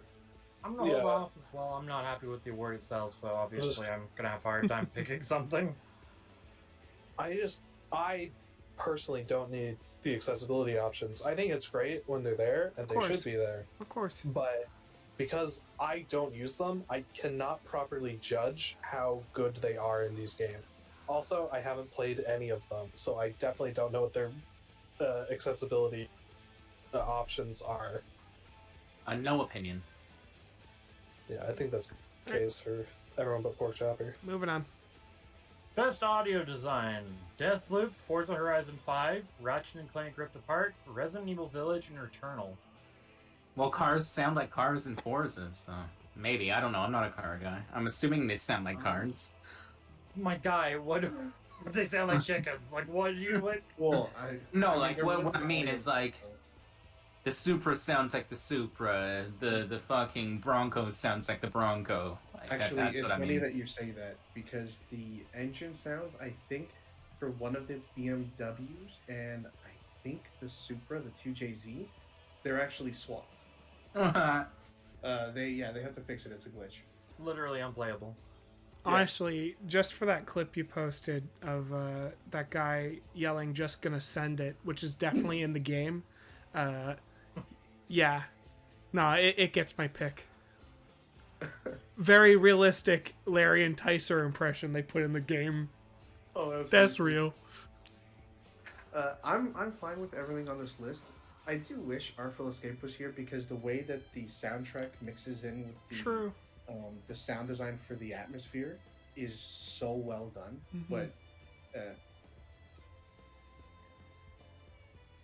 Yeah, I'm gonna go with for the voice work, I haven't played Resident Evil Village, but I've seen like a lot of the cutscenes and stuff. I think it's worth noting for like its voice work. A lot of it's really good. I mean, so Resident Evil is, you know, a horror game. I think for the most part, it's generally an action game with some horror aesthetics. Yeah. I don't really know. But the sounds can be such a huge thing in horror, so it may win just on that. I've heard that it generally fails as a horror game. I wouldn't be surprised. Most Resident Evils have just become kind of action games. That's the thing. They had something really going on with 7, and then they sort of just made you have a lot more guns and a lot more combat situations, and it kind of just becomes a not bog standard first-person shooter, but a pretty bogged down first-person shooter. Well, 7 sold so well compared to the other ones, right? Yeah. It got a lot of mainstream attention, and that's why I'm seeing it as, you know, the way Resident Evil is going to be going from now on. Well, sure. But that didn't have to turn into a giant shooting gallery. No, it didn't have to, but that's what sold the last time. So that's what they did this time. Unfortunately. At least it's not tank controls anymore, right? No, bring back tank. Anyway. Actually, bring back Resident Evil 1 voice acting. You're almost a Jill sandwich. Master of unlocking. All right. Okay, yeah. Unfortunately, I didn't really play any of these games, Yeah. so I don't know how any of them actually sound. So I'm just gonna have to take a pass myself. Okay. Best score in music. Cyberpunk 2077, Deathloop, Near Replicant version 1.224744871139. Thank you. Marvel's Guardians of the Galaxy, and The Artful Escape.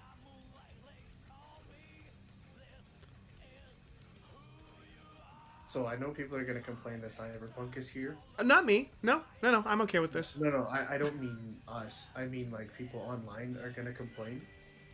That's the one area of the game that was basically flawless. The soundtrack is amazing in that game. Nothing wrong with it. It should be here. But I would still give it to Artful Escape. I think the big thing that kind of sets Artful Escape apart is that it integrates the music so much into its like essence. And even gameplay and everything, yeah. Yeah. Oh, yeah, that's definitely something for it. I will say, I'm disappointed that there are 2 games that aren't on this list because they do have Fuck yeah. really good soundtracks, and that is Neo: The World Ends With You and Guilty Gear Strive. Both have great soundtracks and really should be here. Quite frankly, Guilty Gear Strive not being here is bullshit blazing. I just want to ask something. So, Near Replicant is a remaster, right? Yes. So they remaster the gameplay and everything. Is the soundtrack in any way different to the original soundtrack? There might be some slight differences in instrumentation. Like they're not using the exact same like music files from before. I don't know how I feel about a remaster being up for best score in music, unless they completely did a whole new score. I would assume there are some new songs in there, especially because there is a new ending in the game. So they probably added some stuff. Sorry, Sliv, you were about to say? Now, the Near Replicant is, like, it's half of Near Replicant, right? This is Brother Near's story, not Papa Near's story, right? What? No, Near is a full, complete game with basically the same story, regardless of your brother or Papa. Oh, okay. Actually, I thought they were separate games. No, they kind of are. Okay, I'll just quick thing. In Japan, I believe there was only Brother Near. There was no Father Near at all. In there was both in Japan. One was PlayStation, one was Xbox. And in North America, they only gave us Father Near because they didn't think we wanted to play as an anime fuckboy. And they were wrong, because I did want to play as an anime fuckboy. I don't know how I got that so backwards for a second there. But even... Hard to hear first. The nameless guest wants to fuck an anime fuckboy. I'll I say want to play as an anime fuck. There's a difference.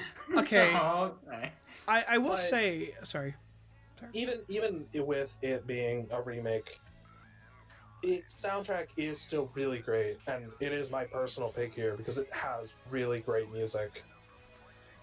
I will say if I have a problem with this list, it might actually be Guardians. Because like a lot of those tracks are just really good tracks from the 80s and 70s, if I remember correctly. Like, of course it's got an original score as well. But so the award is best score and music.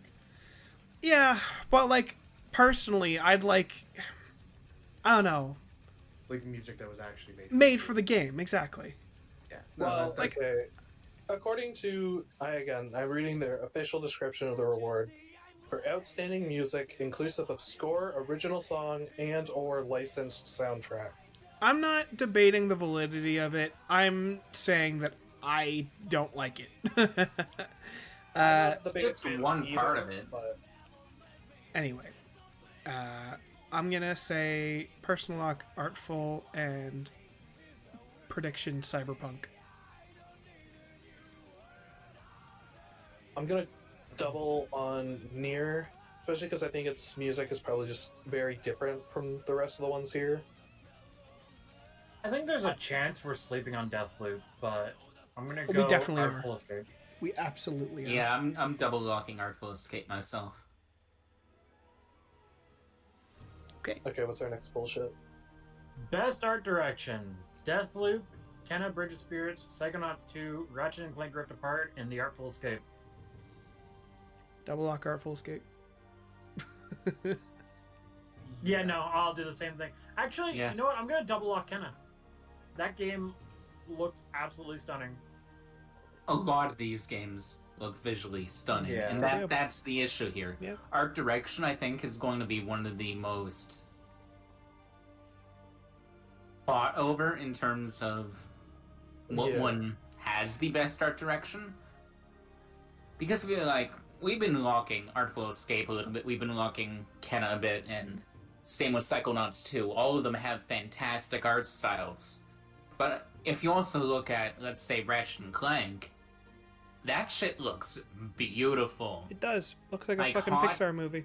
Damn. Yeah. That looks good. Yeah, I think personally, I will go with Psychonauts because most of the game takes place in like mental scapes, which allow them to do like really weird and creative stuff, right? Right. I haven't not actually seen a lot of Psychonauts 2, but I did play the first one, and there's a lot of like weird and interesting level design and art and stuff in it. So that's why I would give it a Psychonauts 2, just because its setting allows it to do so much. And I think that'll give it points. I just want to ask, what did Deathloop do art direction wise? I think That it's a was whole that- art style thing. Like it's Art styling. Deco style. It's It's kind of hitting those Bioshock vibes for me. yeah. BioShock mixed in again with that 1960s setting. Oh, It so just it's- seems a little Like, warm and cozy. setting, I understand, but like the actual art style of the graphics themselves, other The than game- like the concept art, I don't really understand. Yeah, I think a lot of it comes down to like the concept art and the advertising and the Yeah, 'cause like the gameplay is like the it's post fucking like game. yeah like the poster you know what I mean, like the Yeah, the promotional art. promotional art and everything looks like a 70s action movie ad. Mhm. Like it's awesome. However, I don't think necessarily the game itself fully leans into that, or as much as it should, in my opinion. I'd agree. Most of the gameplay I've seen has been relatively like kind of standard snowy areas, to be Yeah. honest. Okay. Yeah, I don't know. For me, yeah, it's either Artful Escape or Psychonauts 2 because both games are really, really pretty, and they both have a really wide range of things you see. Commit. Fuck. Um, I'm I'll go locking with in Psychonauts. Psychonauts 2 personal. Yeah, I'll have to go with Psychonauts 2 if I had to pick. Yeah. Yeah, and I think Kenna might win. Nice choice, boys. Best ongoing game: Apex Legends, Call of Duty Warzone, Final Fantasy XIV, Genshin Impact, and Fortnite. I am pissed. I mean, refer to my Genshin rant like 20 minutes ago. Why the fuck is it here? Okay, let me go on a little rant for a minute. Go ahead. We have most of this list. Call of Duty Warzone, people aren't happy with. Genshin Impact, people aren't happy with. Fortnite has fallen off pretty heavily, and people aren't too happy with Apex Legends or indifferent about it that aren't actively playing it. They aren't drawing in a lot of new people. I don't hear new people going, oh man, I'm going to play Apex. And then we don't have games like Deep Rock Galactic, which had a phenomenal year, added piles of new content, added a free seasons pass, has been consistently on sale for a really good price, just surpassed 3 million units sold. I am pissed it is not nominated for Best Ongoing Game because it absolutely deserves to be here, and if it was on this list, I would be double locking it right now. I am actually incredibly upset it did not make it on this list because it deserves that. I agree with just saying that. I'm not just saying that because, you know, I'm in love with. I freaking think it's one like because I play this game a lot. I legitimately think it is one of the best grab and go games on the market right now. You can pick any time, you can pick anyone at any skill level, and you can have a great time playing that game. And I am pissed that with all the effort they're putting in to make it an enjoyable experience, as time goes on for its existing and new players, that it is not nominated here. Yeah, I agree. I entirely agree, and it entirely comes down to popularity, unfortunately. Even if it is becoming a bit more popular now with its newest update, I really do hope there does come a day where it gets on that ongoing game list, but I don't know. I don't see it, and I say that as a person who also loves Deep Rock Galactic. Here's the thing: we're not talking about a small indie game, though. We're talking about a game that has passed 3 million units sold. Oh, that's true. Yeah. That is a fucking number. I didn't even know that. Yeah. I think Deep Rock should be here. I think Rainbow Six Siege should be here because it's been super consistent and it's constantly getting new shit. And if we're talking about ongoing games, the one game that keeps on giving, Skyrim should be on here too. Oh, fuck you. Okay. I got something bad to say about a game that I have loved this year. Final Fantasy XIV, as we've mentioned before, is in a bit of a content drought. Now, this year we have had patch 5.5 and 5.4. Did we get 5.3 this year? I don't believe so. No, we did not. Now, they're alright. They're pretty solid patches. But we are pretty fucking far from one of the best years of Final Fantasy XIV. I think that's just factual. And I believe that the only reason it is here is because WoW and Blizzard and Activision are literally crumbling internally. And because of that, there has been a giant influx of WoW players, WoW refugees as they call themselves, going to this game this year. It is a shame that Final Fantasy XIV is here by just being as good as it's always been. But, you know, so I don't really believe it deserves it. But, man, just everything is going wrong with World of Warcraft right now. And, I mean, we don't need to get into the whole controversy, but like, there's just been a constant stream with that game of players giving feedback and them not listening. And now you have a problem where, because of the horrible things that have happened at that company, they're removing things and taking out pieces that make up the heart of that game. Like a lot of the flirtatious lines, some of them are bad. I'll say that. The fucking torn female one is pretty bad, but like when a dwarf says, "Hey, do you want to join the Mile Deep Club?" Like, who is getting offended by this fucking line? It's absolutely ridiculous, the overcorrection they are doing with this game. They're literally turning women into fruit. And by that I mean there's just like a picture of like a woman in a dungeon, and she has a bit of cleavage, and they turn that fucking portrait into a bowl of fruit. Like, the amount of weird-ass virtue signaling overcorrection that is going on with this game is just... Like, I would be horrified to be a World of Warcraft player right now, and of course Final Fantasy XIV is getting that giant influx. We're about to have a giant expansion that might be shit on arrival, but I'm sure it'll be great like the couple weeks after, just because of that giant influx of players. And overall, yeah, I don't think it deserves to be here now, but I'm sure it deserves to be here next year. Now, I disagree a little bit. Okay. Mostly, okay, well, one, your entire WoW tangent was pretty not irrelevant to this conversation. I think it's very relevant. I don't know, because I don't think WoW would be here anyway. Well, Even- no, even but when it's the not reason crazy. Final Fantasy is here. I think Final Fantasy, if WoW was doing fine, I think they would both be here. But what I'm saying is, I think Final Fantasy does deserve to be here because I still think it's better than all of the other nominees right now. What? I mean, which I one of these agree, is a but better like, ongoing than Final Fantasy? Then it does deserve that prize, even if it's not like. Even if we're in a bit of a content drought right now, here's it the still thing. deserves best ongoing over the rest of them. I think. I agree with you, but I also agree that I would also say that it deserved it more last year, and it wasn't there. Okay, that's fine. And the We're just reason talking it's here and the reason it's in the public spotlight is because of that because of WoW shitting the bed so hard.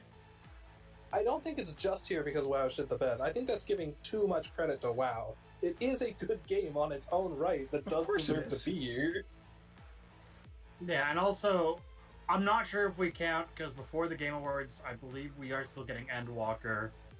So, Yes, technically, that would be included in there potentially. I mean, But not before the also- nomination process. Yeah. Well, yeah, but SMT5 came out. Actually, I think maybe after the nominees?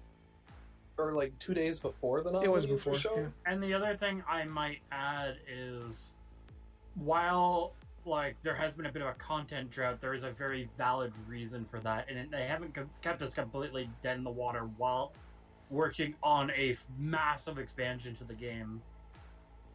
Yeah, Like, there's I still think- been events and stuff. throughout. Yeah, we've still had events going on. We've like, while some of the events I wasn't a huge fan of, just because there was a lack of oomph to some of them. Yeah. They were still there. So there was still a lot of stuff going on, and we were still kept up to date and everything. So I think that is very important. And all the hype going into Final Fantasy XIV Endwalker absolutely helps count towards why it's a good choice for best ongoing game. Ignoring the fact that every other option here actually makes me mad. Yeah, Actually, though. Final Fantasy XIV is really the only game that I'd feel comfortable voting for here. But I can kill Rick Sanchez as Naruto in Fortnite. I don't give a fuck. Some people definitely. Some do, people though. really do. Yeah, well, those people are wrong. I will say, So, Rock Galactic, Rock and Stone Brother, or Rock and Stone. Starting stuff. we'll agree to disagree, and I'll double lock Final Fantasy XIV.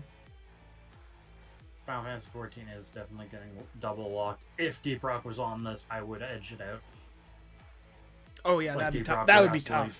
Fuck, that I would actually be refuse tough. to play any of these games in this section because I think Final Fantasy the 14th is arguably bad. But that's just me because I couldn't get into the story. And you're objectively incorrect. Anyway. Here's the other thing. Team Fortress 2 could arguably have better freaking support than some of these games on here.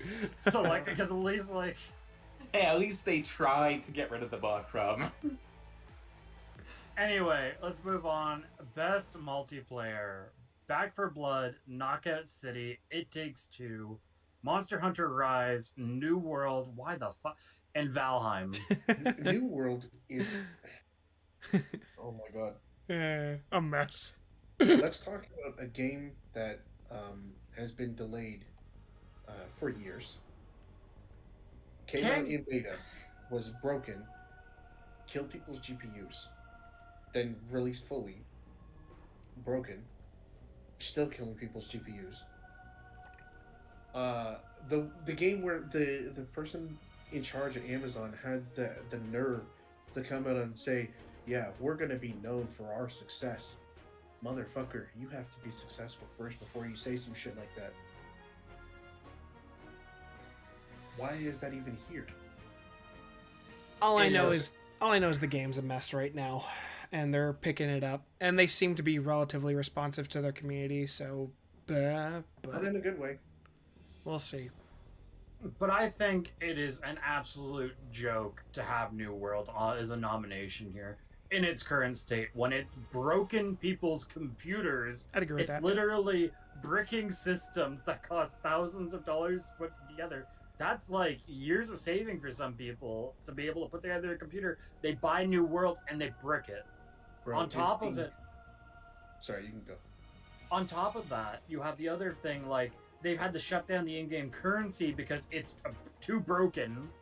Swimming doesn't exist, well, it didn't exist at launch, to my understanding. It was some weird thing where you're technically walking underwater, and your model was doing the swimming animation, so it was just really broken. Like, so many things that any other developer would have gotten right, Amazon dropped the ball with, and it is such a bad look for them. Yeah, And I am absolutely pissed it's on this list. Another thing is the in-game chat. You could type code in chat, and if someone moused over it, they didn't have to click on it, just mousing over, that code would execute. Oh, So you could make someone uninstall their game. You could make any video or picture pop up in the middle of their screen. Dear Like, fucking lord. I've never heard of that in any other game ever. And how do you miss that? That's actually a thing that's been another thing. So I think that was a problem in WoW for like a week at one point. Like when WoW first came out, that No, doesn't happen now. no, obviously it doesn't happen now. I'm just That's what I mean, though. Is that's such a basic thing? Like, how? It doesn't make sense. Like you're talking about a $1 trillion company. Like, how can they screw that up? yeah, it's something to do with the chat box is just like its own separate HTML like programming box, and you can put another HTML programming box inside of that to shit. I don't really know. I don't know enough about HTML programming. I know enough that it shouldn't happen. Yeah. Oh no, yeah, it definitely should be a thing that's not allowed. And I'm assuming at this point it's fixed. God, I heard man. about that a few weeks I ago. want to say yes, but I haven't actually heard about it being fixed. So maybe.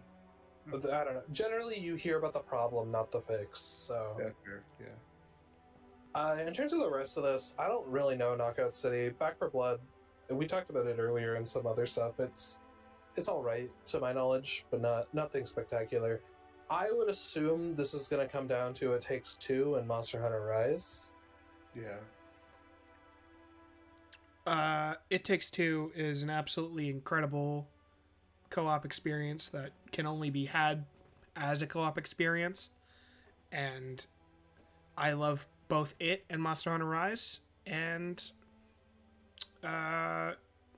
honestly, there's so much going on with that game. Like, it's I can't say enough good things about it. Like, it is pretty fucking good from start to finish. There's almost no downtime.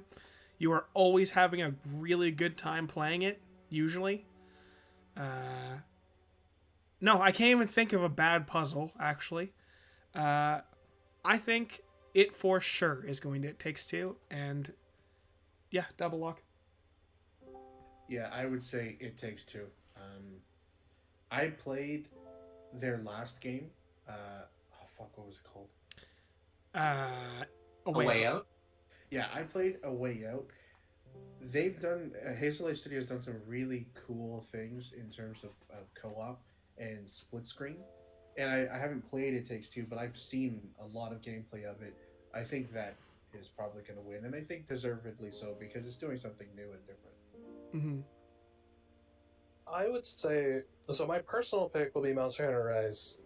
I haven't played It Takes Two. I'm sure I would like it, but I think I'd probably like Monster Hunter better. But I do think It Takes Two will probably win this. Yeah, I'm gonna double lock It Takes Two. I'm gonna personal log Monster Hunter Rise because I've actually played it. But it'll go to It Takes Two. Yeah, but it takes like 5 minutes to get into a working lobby without me dropping out. Listen, Only with the local play. Local Online play is has been donked. really solid.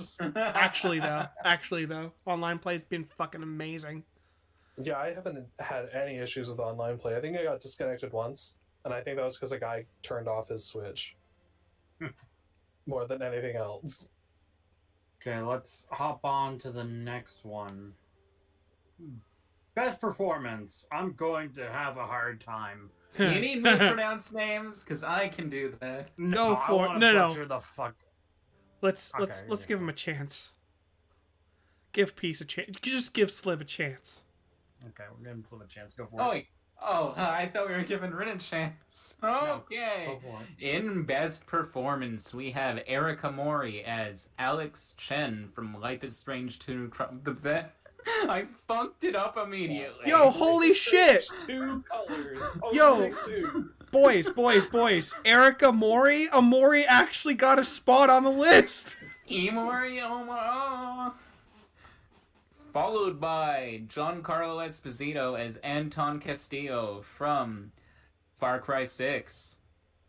Jason Kelly as Colt Vaughn in Deathloop. Maggie Robertson as Alcina Dimitrescu from Resident Evil Village. And dear fucking God. Yeah, fucker. You were talking all that good shit before. Osmosis Jones. Ozioma Agaha. Agaha. I don't fucking know. As Agaha. Juliana Blake in Deathloop.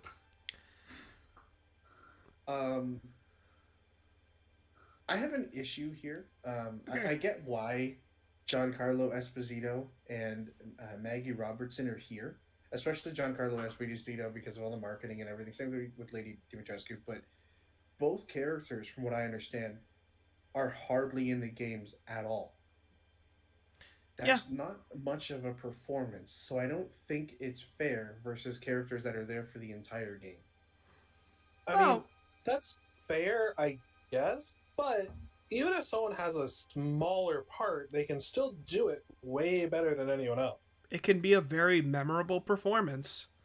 And Yeah, but by that logic, someone could have one line that's done really, really well, and then they win over somebody who spent fucking 57 hours recording their game. I don't know. I think we've seen so much of Lady Dimitrescu this year, Yes, and we have. just how much fucking hype and community reaction, let's say, has been around that character. I think she definitely deserves to be here. And from what I've seen in the game, she definitely sells her role very well. Yeah, I think the voice helps make the role, helps make the character. I don't know. I mean, obviously, there does need to be some amount. You said the one-line thing. There does need to be some amount of screen time for them to be eligible for this. But I believe everyone here probably hit that threshold, whatever it is. No. Even if they're not the biggest part. No, you know what? We got a snub. It's the Doom guy from Doom Eternal's latest DLC saying no. Why isn't he on this list? That's one line. It was a really good line. I never forgot that line. You know, I think there is actually some snubs here. Okay. Both Carl Weathers and Jason Schwartzman from the Artful Escape they were incredible in that game. Wait, Carl Weathers and Jason Schwartzman are in The Artful Escape? And Lena Headey, she's in it as well. And there's another person. But yeah, no, that game has a really good cast. Oh, Mark Strong is also in it as well. Damn. Yeah, man, like they all were really, really good, and not one of them is here. I mean, I guess they didn't do like motion capture, but still. Fucking robbed. Yeah, seriously.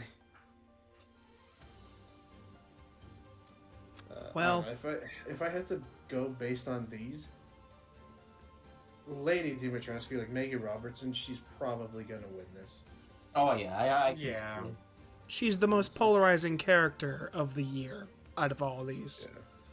Kaz, we have demonstrated time after time that you don't know what polarizing means. Ah! Give me the thick vampire.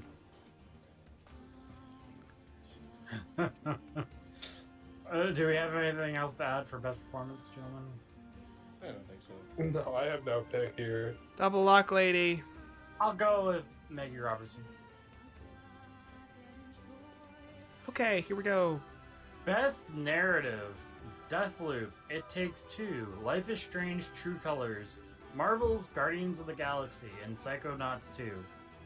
I'm just gonna take a second to say that we've kind of slept on talking about Life is Strange: True Colors like repeatedly throughout this. Yeah. And I think it sort of fell off the face of the planet after it came out. I never heard anyone talk about it. I think it's just because we're not in those circles, though. Right? I think a lot of Well, True journalists- Colors was also. Go ahead. Well, what I was gonna say is a lot of journalists did talk about the game, but because of the like uber progressive nature, a lot of gamers just like people played it, but people didn't really talk about it that much. Yeah. Yeah, for me at least, Life is Strange this time around didn't get talked about as much because of the fact that it got released as a full game and not in episodes like Life is Strange 1 and 2 did. Yeah. Which is a better business strategy. Release it all at once. Fuck episodes. I'm Fuck 'em. Yeah, always release everything all at once. Fuck the Final Fantasy VII remake for doing its episode bullshit. That should stay in the past. Damn I it. mean, I can understand in that case, but yeah. Yeah. Ah, 10 Blu-ray discs. Let's go. I definitely heard people talk about the other Life is Strange games way more than this one. I only ever saw trailers for it. I'm like, oh yeah, it's coming out, and then I never like heard about it afterwards. Personally, maybe it is true that in some of the like a lot of other circles that is just way more talked about. I just don't remember anything about it. So I know it came out. I really wish I played all of these games so I could have a concrete decision on which did have the best narrative, because unlike a lot of other categories, narrative is very objective Subject. on subjective, yes, Yeah. on on how good it is. I heard the gears turning in your head. You're like, which one is it? And you just shot for the fences. Narrative is very polarizing. Shut the fuck up. Yeah, I mean, like narrative is arguably one of the ones that you would have had to play the game to have a firm grasp on Yeah. how good it is, and unfortunately, I've played none of the best narrative games.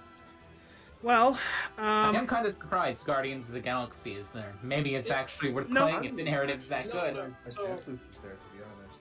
Yeah, I don't know anything about Deathloop in here, but It's like a roguelike. yeah, I have no idea what its actual plot is. But Guardians, I assumed it was just going to be like a standard Marvel movie plot kind of thing. But I have been told that it is actually surprisingly really good and has some like great moments throughout it. there's also I a lot of don't know for sure. there's also a because lot of I- little gameplay choices as well. Yeah, but I'm assuming like all gameplay choices, they all just result in the same thing anyway. But They do, but some can have different. Like I don't know. I know there's one section where you're like you're bartering with like another character, and like based on things that happen, you can get more money out of the deal based on the choices you make. and there are definitely a lot of different funny conversations that can happen in that one scene. It seems like a pretty solid story, I think, from what I've seen. It Takes Two. I was actually relatively lukewarm on its story. Like, it didn't. The thing is, I've actually played a lot of games this year that really gripped me with their story, and I think It Takes Two wasn't necessarily one of them. And like, I when I saw this nomination, I went to my girlfriend and said, "Hey, what do you think of this? Because we played this together." And I'm like, "This doesn't really seem like it belongs here." And she kind of said, "Well, it's there because it's just so unique." And from that perspective, it is actually a very unique narrative. Like, you're two people that get turned into dolls, and it's about weird divorce shit and settling family matters through a weird adventure. It's different. I wouldn't say it's the best on this list, but it is the only game that does what it does. Story-wise. I gotta go back to when I was saying I don't know why Deathloop is on here. The reason why is it uses what people call emergent narrative, where the game starts off with a heavy drop of narrative, and then you're just thrown into the game. And between lines of the players during gameplay and things like audio recordings, that's how the story is told. And I hate that style of narrative because I think it just doesn't work for me. So when I look at this list and I see Deathloop there and I don't see something like Artful Escape, that kind of pisses me off, because Artful Escape actually has a really, really strong narrative. But anyway, based on what's actually here, I would go with probably It Takes Two or Psychonauts 2. I think those are safe bets. Unfortunately, as Sliver was saying, this is a category where you really do need to have kind of played the games in order to judge. You can't really do it just off of what we've kind of heard people say about the story. Yeah. I mean, I've played a lot of games with that style of storytelling, and I know it doesn't work. Okay. For like all of them kind of thing, for a general pick of everything, you can't really judge without playing these. Well, yeah, in general, yeah. No personal lock, and I think it's going to go to Guardians. Personal, because I haven't really played any of these. I think It Takes Two might take it because of how you mentioned, like, how unique it is, and I don't think there's anything else that quite aims to do what it does. Yeah. Like using its design choices to its narrative and its design choices are so intrinsically intertwined. So I think that's a really good potential, yeah. No Personal, Life is Strange. Curveball. Okay. Yeah, I'll just say no personal Psychonauts. Sure, why not? Whatever. Let's have some varied picks here. One of us will win. Best game direction. Best game direction. We got Deathloop, It Takes Two, Returnal, Psychonauts 2, and Ratchet and Clank Rift Apart. Okay, so just to say something, because I think best game direction sounds a little nebulous. Yeah. I was unsure as to what exactly this was when I first read it. Please give us the definition. Their official thing here is awarded for outstanding creative vision and innovation in game direction and design. So it's basically about being new and cool, I think. I mean, the way I look at it is kind of like how a director directs a movie is how the creative director directed the game. Yeah, I'm not sure what this is. I feel like Outstanding creative vision and innovation in game direction and Okay, design. the That's exactly- creative vision, I can see. The innovation, game direction, and design, maybe not, because that sounds like trying new things within the sphere of gaming. Yeah, in that case, It Takes Two would probably just like obliterate it. And I still think It Takes Two has a very strong case here. Also, Psychonauts 2, I think it has a very strong case for best game direction.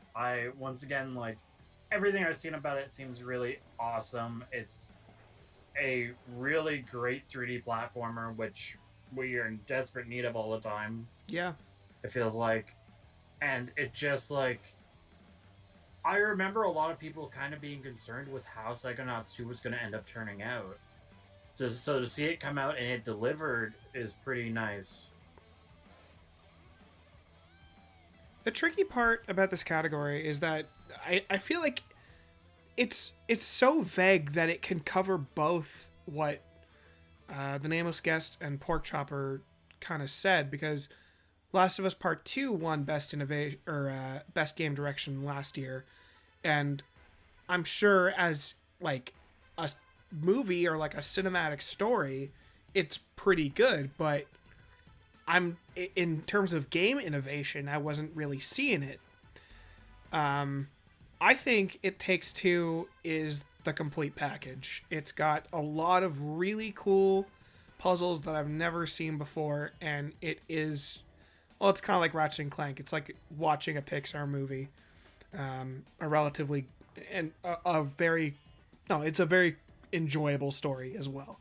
And the acting is great. The acting is good. And yeah, double lock It Takes Two again. Yeah, I'm kind of torn because Psychonauts 2 was really praised for its like narrative direction, and same thing with It Takes Two, so it could really go either way. If I had to pick though, yeah, I'll go with Psychonauts 2. I'm gonna go Psychonauts 2. Personal, Psychonauts 2, realistically, Returnal. Really?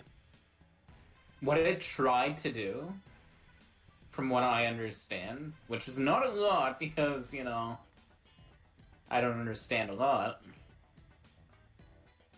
it has the potential to win that game. Okay. Okay. Before we get to our final... Well, yeah, I haven't It's- said mine, mother... Oh, you haven't said... Sorry. Yeah, piece of shit. God, the worst. I know, right? Anyway, well, personally, I'd like Psychonauts, but I think It Takes Two will probably take it. Now you can go. Alrighty. Now, before we get to... I'm Thank talking. you. Now, before we get to our final award, how do you guys feel about the awards so far? Like, just how you feel about the picks? I know that there are quite a few moments in here where we've gotten a little bit heated, a little bit. How do you guys overall feel up until this point with just the nominations and just in general about this? I Looks think- like Because I think this year we definitely had a lot more, or rather, last year we had a almost boogeyman in a way. We had that Last of Us 2 kind of looming over, and the fear, oh yeah, this game's gonna end up just sweeping these awards. And ironically, we have like It Takes Two winning a bunch this year. But like, I think just in general, it's a bit more of a different story. I think It Takes Two is a lot more of an innovative game, and it hits us where we want it, But this year, I think overall we have awards where we're just angry with some of like just what's being thrown out there, because it's clearly not a very good representation of what that award is trying to be, or just nonsensical choices that don't deserve to be up for nomination for games that really either are past their prime or never had their prime or just aren't very good. I think this year in particular, and this looks like it's shaking up to change next year, has been relatively stagnant in terms of excellent AAA games, but this year was phenomenal for the indie game scene. I agree with that. So I thought I was kind of worried you're about to say this year was just stagnant and No, like, AAA no, stagnant. yeah, But AAA indie was top notch this year. Yeah. Like, hot damn, why did everyone decide to release some of their good indie shit in 2021? Well, the other thing, I don't even think it's just everyone decided to release their good indie shit in 2021. There is just a lot of incredible talent in the indie scene. And a lot of people who are deciding, you know what, I don't want to go to these bigger companies where I'm going to work a 30-hour workday. You know what I mean? Like, it's just where they just don't have any life and they're working, 7 days a week nonstop. They're deciding, you know what, I'm just going to make my own game and it's going to be better than what these AAA developers are putting out. And I think this year really showed a lot of that. On top of it, you also had the pandemic kind of meaning people had more time to fulfill that kind of goal if they wanted to be a game developer. Hey, you know what, I can do this, I have this time all of a sudden and I can now pursue this a little bit. So I think, despite all the tragedy that's come with that, you kind of have this other side of it where you have people being able to do things that might not have been able to do otherwise. So it just created a perfect storm for really great indie games coming along. And I think there's a lot of cool stuff that, like, we haven't even talked about some games that I think could be worth talking about. Like, Here Comes an Echo, for example. Like, there's a lot of cool stuff that's come out this year. So I think that's kind of awesome. And it's a shame we don't get to represent a lot of it here. Yeah, actually, that kind of goes into a point I have a little bit here. Is that I feel like there were maybe like 10 games that were repeated way too often in this list to the point at which it was kind of annoying. Like, I just felt like I saw the same games a little too much throughout this. They I agree with that. They Yeah, could have yes. spread out a little bit, especially in that stupid RPG category. That was awful. We had a similar issue last year as well, I remember. We had a lot of times where a game would show up on everything it could possibly show up for. In some cases, like, things that didn't make sense. So, I think it's just a running thing. I think this year is going to be it's going to be Deathloop a little bit. I think it's going to... Yeah. It's on a lot of lists that I'm not sure it deserves to be on. It was just on a lot of lists, period, I think. I didn't accurately count stuff, so I don't know if I'm right about that, but I hope it's not a big Deathloop sweep or anything. Sweeps are boring. I think for the most part, the nominees were, like, overall they were fine, other than, like, specific cases where, certain games shouldn't have been nominated for certain things. I think my bigger problem is that there's too many categories, and I think a lot of categories that actually should exist don't exist. Right? Like, get rid of the esports stuff and then have something like most innovative gameplay, design, or most innovative, like, gameplay concept or some shit like that. Things that are actually, that matter. Yeah, it's a little that's bit subjective, because while it doesn't matter to us, there are yeah. a lot of people that really live and die for esports, and I think that esports Right. is awesome, because I But think my that point is that there is an worth. esports award. This is the game awards, not the esports awards. They have their own, so it's like, why do we have to mix them both together? I do agree with you, but I don't know. Like, it seems that every year they're focusing more and more on esports, and I do To me, really it just wish. seems more like a thing for marketing. To Yeah. make money off of it, and that just kind of pisses me off. I 'Cause wish it there would almost be. takes away from the credibility of the show for me. Oh, yeah. I do wish that there was more time. Well, last year, in our highlight reel, we spent, like, there was like 20 minutes devoted to esports shit with, like, their own segments and all that. And, sorry, I say shit. Again, not shit, but the point is, it's, like, the things that we actually care about. Like, Best Action Adventure Game was, like, announced for 5 seconds, and then they went to the next thing, which was like best role-playing game, and then they went to the next thing. It was also Shotgun, and it's like the things that actually matter, the games aren't really getting that much time, Yeah. which is strange. And so many of those awards were given like either in the pre-show, Yeah. or they were announced absolutely. online, or like they're doing an interview, and at the end they're like, "Oh yeah, by the way, you won this," and then they say like one word like, "Oh thanks," and then they cut them off. Yeah. That's not really acceptable for an award show. Yeah, like don't get me wrong. I'm sure part of the issue is that the Game Awards runs into an issue where there just aren't enough hours because it is a long Of course. haul. Like I remember when we did it last year. Like it was a long evening. Yep. It's a long evening now, my friends. Yeah, we're like just talking about it. We're almost 2.5 hours in. So I think it's very hard to like find the time, but also like the time's not being managed properly. So you kind of run into a double whammy where you have like shotgun awards for like things that are really, really important in my opinion, that are just kind of thrown to the wayside, and it makes it very hard for us who are co-streaming to have a good conversation about it in the moment. So that's another thing that kind of sucks, because like it's like, let's say best multiplayer, that award happens and New World wins it, and then they go and best ongoing game right after. Now we have to find time to talk about the fact that New World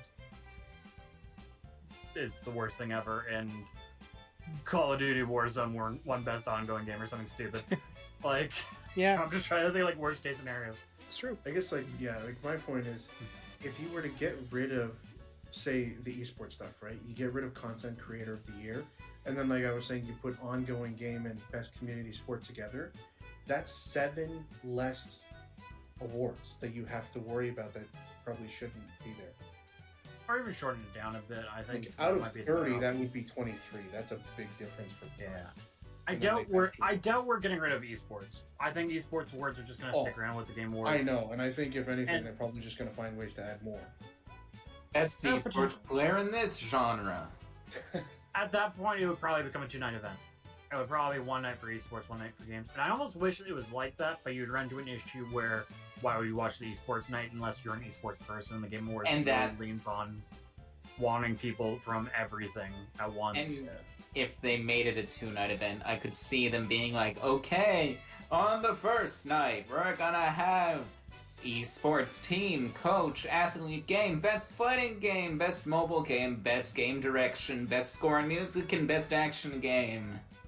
So That have would be fun, dumb you're as watching first, both but- nights, fucker. Yeah, you might have to watch. Yeah, there's a lot of like issues with that, and obviously there isn't like a perfect solution because whether we like it or not, esports is a huge deal, and it's going to be a part of just gaming as a whole. But yeah, I don't know. It's hard to like find a perfect solution. There's always going to be like something that isn't going to be perfect with this, and also like this is very much the what's the best way of describing it? The Grammys of video game award shows, maybe. But not even, because like I don't know the best way to I mean, describe with the it. amount of Like, snubs and stuff, it's more like the Oscars. maybe more like the Oscars, yeah, Golden Globes. Golden Globes. I mean, okay. It's trying to be like one of those shows, right? Yeah, it is. But let's be fair here. At the Game Awards, the real show is the fucking trailers that we're gonna see. Yeah. The awards, that's the sideshow. That's the excuse. Let's I be mean, real. Let's be real here. I'm only here for the Whoopers. If we don't have Whooper Watch this year, I'm gonna shit my pants. Well, I hate to break it to you. I'm gonna hold that, Tanya. You better do it on stream. Why would you hold me to that? Oh, you just declared that you were gonna do it, so I'm gonna hold you to it. Look, I have the rest of my life to shit my pants, okay? I can shit my pants when I'm 84 because of the Video Game Awards in 2021, okay? Okay, Okay, I'm glad. I'll we're on hold the you same- to that as soon as you turn 84. Yeah, I'll just drop ass. Blowing out my candles when I'm 84. It's fine. Okay. Well, Well, anyway, here's Wonderwall. This conversation is Yeah. terrible. Let's go to Game of the Year. Deathloop, It Takes Two, Metroid Dread, Psychonauts 2, Ratchet & Clank Rift Apart, and Resident Evil Village. Who wants to go first? This is a very difficult one. This is a can of worms, and I also think there are some games here that are missing almost, and it's kind of funny because there's 6 games here. Because there are a lot of good contenders for Game of the Year, and Deathloop just isn't quite one of them, in my humble onion. But No, I don't think Deathloop or Village are Game of the Year contenders, in my opinion. Actually, based on some critical response and how many times I've actually seen it in these lists, I think Deathloop might actually just get it. I don't think it deserves it, but I think it might get it. I think Deathloop appeared a total of 6 times. I was doing the numbers and I've already forgotten, but I think it's like 6 times.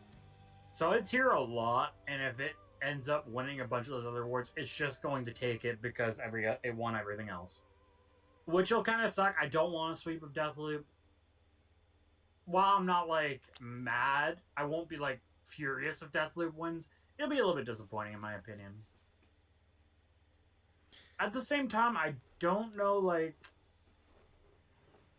I think my bigger issue isn't, like, all these games are so amazing it's hard to pick which one. It's which one slightly edges out the others. Alright. Yeah. That's Like, general. I don't think It Takes Two is gonna win, personally. Like, it's probably a great game. Kaz says it's a great game. Hell, last year at the Game Awards, I'm like, hey, this is gonna be a pretty good game, just you watch. And everyone else is like, maybe not us, but a lot of people online are like, oh no, it's flamboyant book, it's gonna be trashed. And I'm like, okay, whatever. Like, I think it's good, but I don't think it's gonna be Game of the Year. Here's the other thing. With the exception of maybe Psychonauts 2, I don't see anyone being like, this game is my favorite game. Well, maybe like a couple might think It Takes Two is the greatest game of all time. But I don't see anyone being like, yes, this is the greatest game of all time for most of these entries. And I think that's something to take into account is like, who's going to say this is their favorite game ever? I think... Metroid Dread has an issue where it's in Super Metroid Shadow, which is sadly just the fate of a lot of Metroid games other than like Prime. Oh man, I so look forward to a day where I can say this 2D Metroid game is better than Super Metroid. Because Super Metroid is so good. Yeah, no, it's a really good game. I like Super Metroid a lot. And I really look forward to the day there is a 2D Metroid that's better than it. Yeah. Because that'd be awesome. Oh yeah, it'd be freaking amazing. Like, I know. I'm just getting excited just thinking about it, you know? I think, well, let's cool with the excitement there, boss. Keep your pants on. I don't know. I think Metroid Dread, compared to Super Metroid all you want, it's crazy that we got this game, kinda. Like, Nintendo announces it in the middle of the year, out of fucking nowhere. And I definitely wasn't fucking anticipating a 2D Metroid game, and apparently this thing has been in development hell for like years. Like, fans have been anticipating the shit out of this game, and it's been canceled twice. Most people gave up on it a long time ago. it's kind of a miracle that it's here.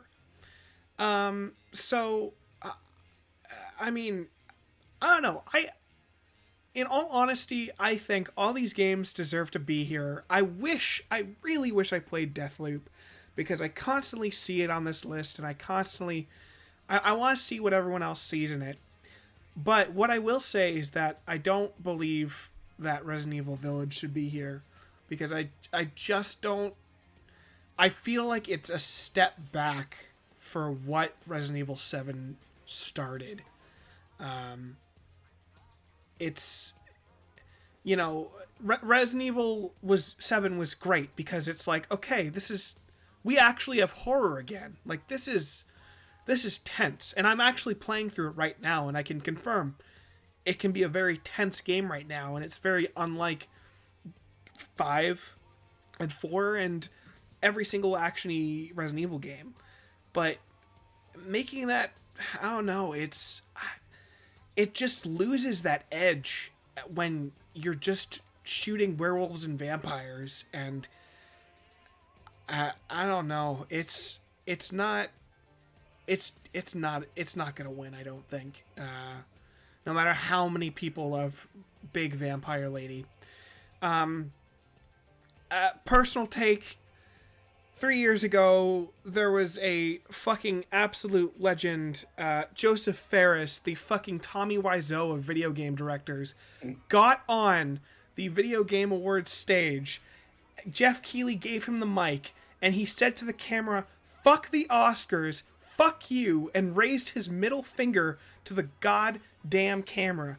This is such a passionate man, and it is going to be a wonderful story and a wonderful fucking bow to tie on it when I see this man go up and take his fucking award for directing It Takes Two. Double lock, baby. We've seen some really good games, but I think it's taken it. So, yeah. Yeah, I've got something I want to say about this award because it kind of pissed me off. Hey, we should add a drinking game. Drink every time one of us says it kind of pissed me off this year. Add that to the start of the video, lol. Okay. When the highest rated game of the year isn't nominated for Game of the Year, there's clearly a fucking problem. Okay, something game is is that? Skyrim 10th Anniversary No. Edition, obviously. Okay, Forza Horizon 5 Ah, is rated yes. 3 points higher than any other game on OpenCritic. 3 points. The same media that made it the highest rated game of the year didn't nominate it. How does that make sense?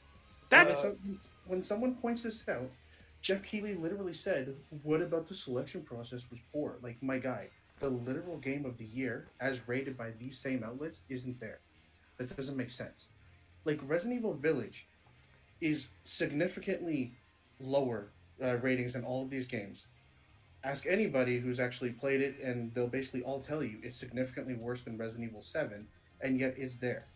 Even Returnal, I have literally no interest in that game. I think that deserves to be on this list instead of Resident Evil Village.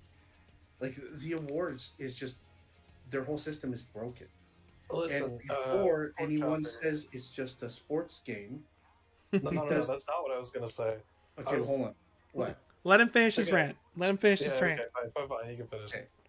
So it really is not just a sports game, because other than the fact that there's leaderboards and that kind of shit, it's not. There's no real competitive nature to it, right? Even if you come in last place, you're still earning skill points. You get XP. You're still progressing. It's literally just about having fun. It's as much about discovery and exploration and culture as it is about racing. So it's less about sports. It's more about adventure and a celebration of cars. And even if it was a sports game, it shouldn't matter, because I've seen so many people say, "Oh, it's just a sports game." The award is for Game of the Year, not Best RPG, not Best Shooter. It's not Best Action Adventure. So how can you truly call it Game of the Year award if you're going to gatekeep which types of games are allowed to be included? I don't care if it was made in RPG Maker or if it's like some RTS. If it's the highest rated game of the year, it should be on that list by default. I agree. Yeah, that's all I have to say. Yeah, no, that is a solid point that it is so highly rated. I do think that it is partly because it's a racing game. Yeah. A category that isn't important enough to have its own category. It is shared with sports. It's bullshit though. I'm not necessarily disagreeing, even though I am partially disagreeing just because I don't really like racing games that much. But that's my own subjective opinion. Yeah, I get it. But yeah, you are right in that if it is so highly rated, it should be there. I guess the question is how relative some of these things can be. In that a highly rated racing game better than a highly rated action game? It is, according to the people who voted for these, because they're the ones who made it that highly rated and said it was a masterpiece. So yeah. Yeah, but they were judging it based on racing games, not based on something else. Like I'm saying that I mean, most of them, to be honest, most of them said just in general, it's a masterpiece. It doesn't, even if you're I'm not a sure. racing fan. I'm not denying. I'm just saying that they may score. Different places may score racing games in a different style compared to some other ones. Purely because I think there are just more just general action games than racing games, so a lot of them are more versed in that.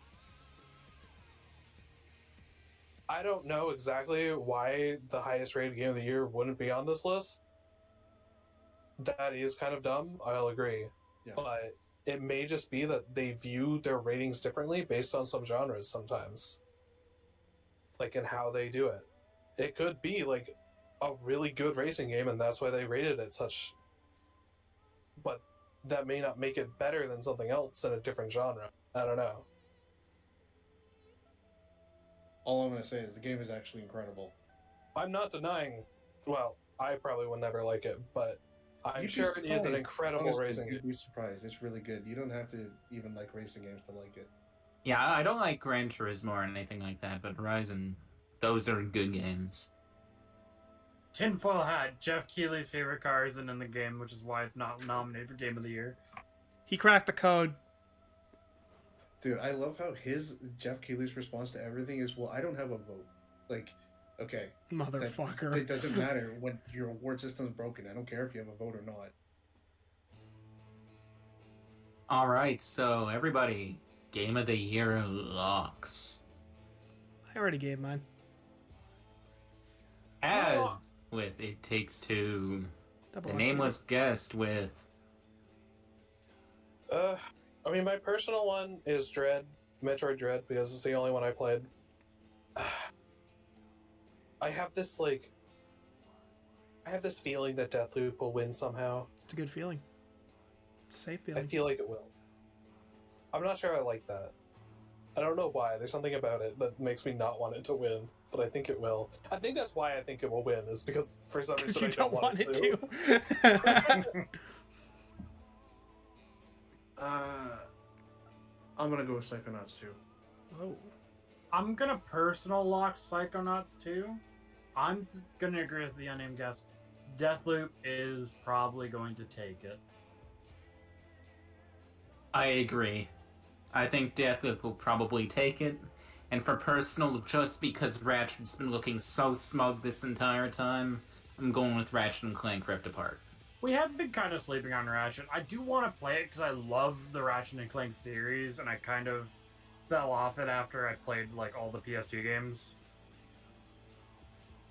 So I would like to give Rift Apart a try, but Someday. other than that, I don't have much to say. Come about on, Some days- guys. Ratchet and Clank series got worse and they stopped making innuendos as their names. Someday, fucking 20 years from now, when we can get a PS5, I'll really Yeah. enjoy that game. it. Yeah. Now, I know nothing about Ratchet and Clank Rift Apart, but if this female, I Oh, forgot Ratchet's species, God. and Well, Ratchet I know yeah, where this is become going. a couple. You do? Do you? Because my choice for the name of the next game is Tainted Love. Because it references the taint, and their love isn't real, so there you go. Oh god, why did I do that? Cut that. Consider, in the editing process, destroying that. Consider it Setting process it destroying on yourself. fire. And then setting Yes, your going into our- computer on fire. Going to our next outtakes video. Don't even upload this fucking thing. Just shut it all down. Fuck all this footage. It's Turns out done. Greg wasn't recording this whole time. Rin, play us out, baby. Hey everybody, thanks for joining us for our predictions for the Video Game Awards. Join us at twitch.tv/ThunderClub on December the 9th for our Game Awards live stream. You will not regret it. You might. Yeah, you might regret it. Just kidding, don't join us. Ugh. You can also follow us on our Twitter at, twitter.com. Links in the description. Yeah, Hold on a minute. Rin's doing this. Follow us on Twitter at THNDRCLUB. Yeah. I have been Rin. With me has been Kaznarius. Fuck the Oscars! Sliv. Yes, me. The Pork Chopper. See you later. And as always, the unnamed guest. See ya. And we are out of here. Have a good one.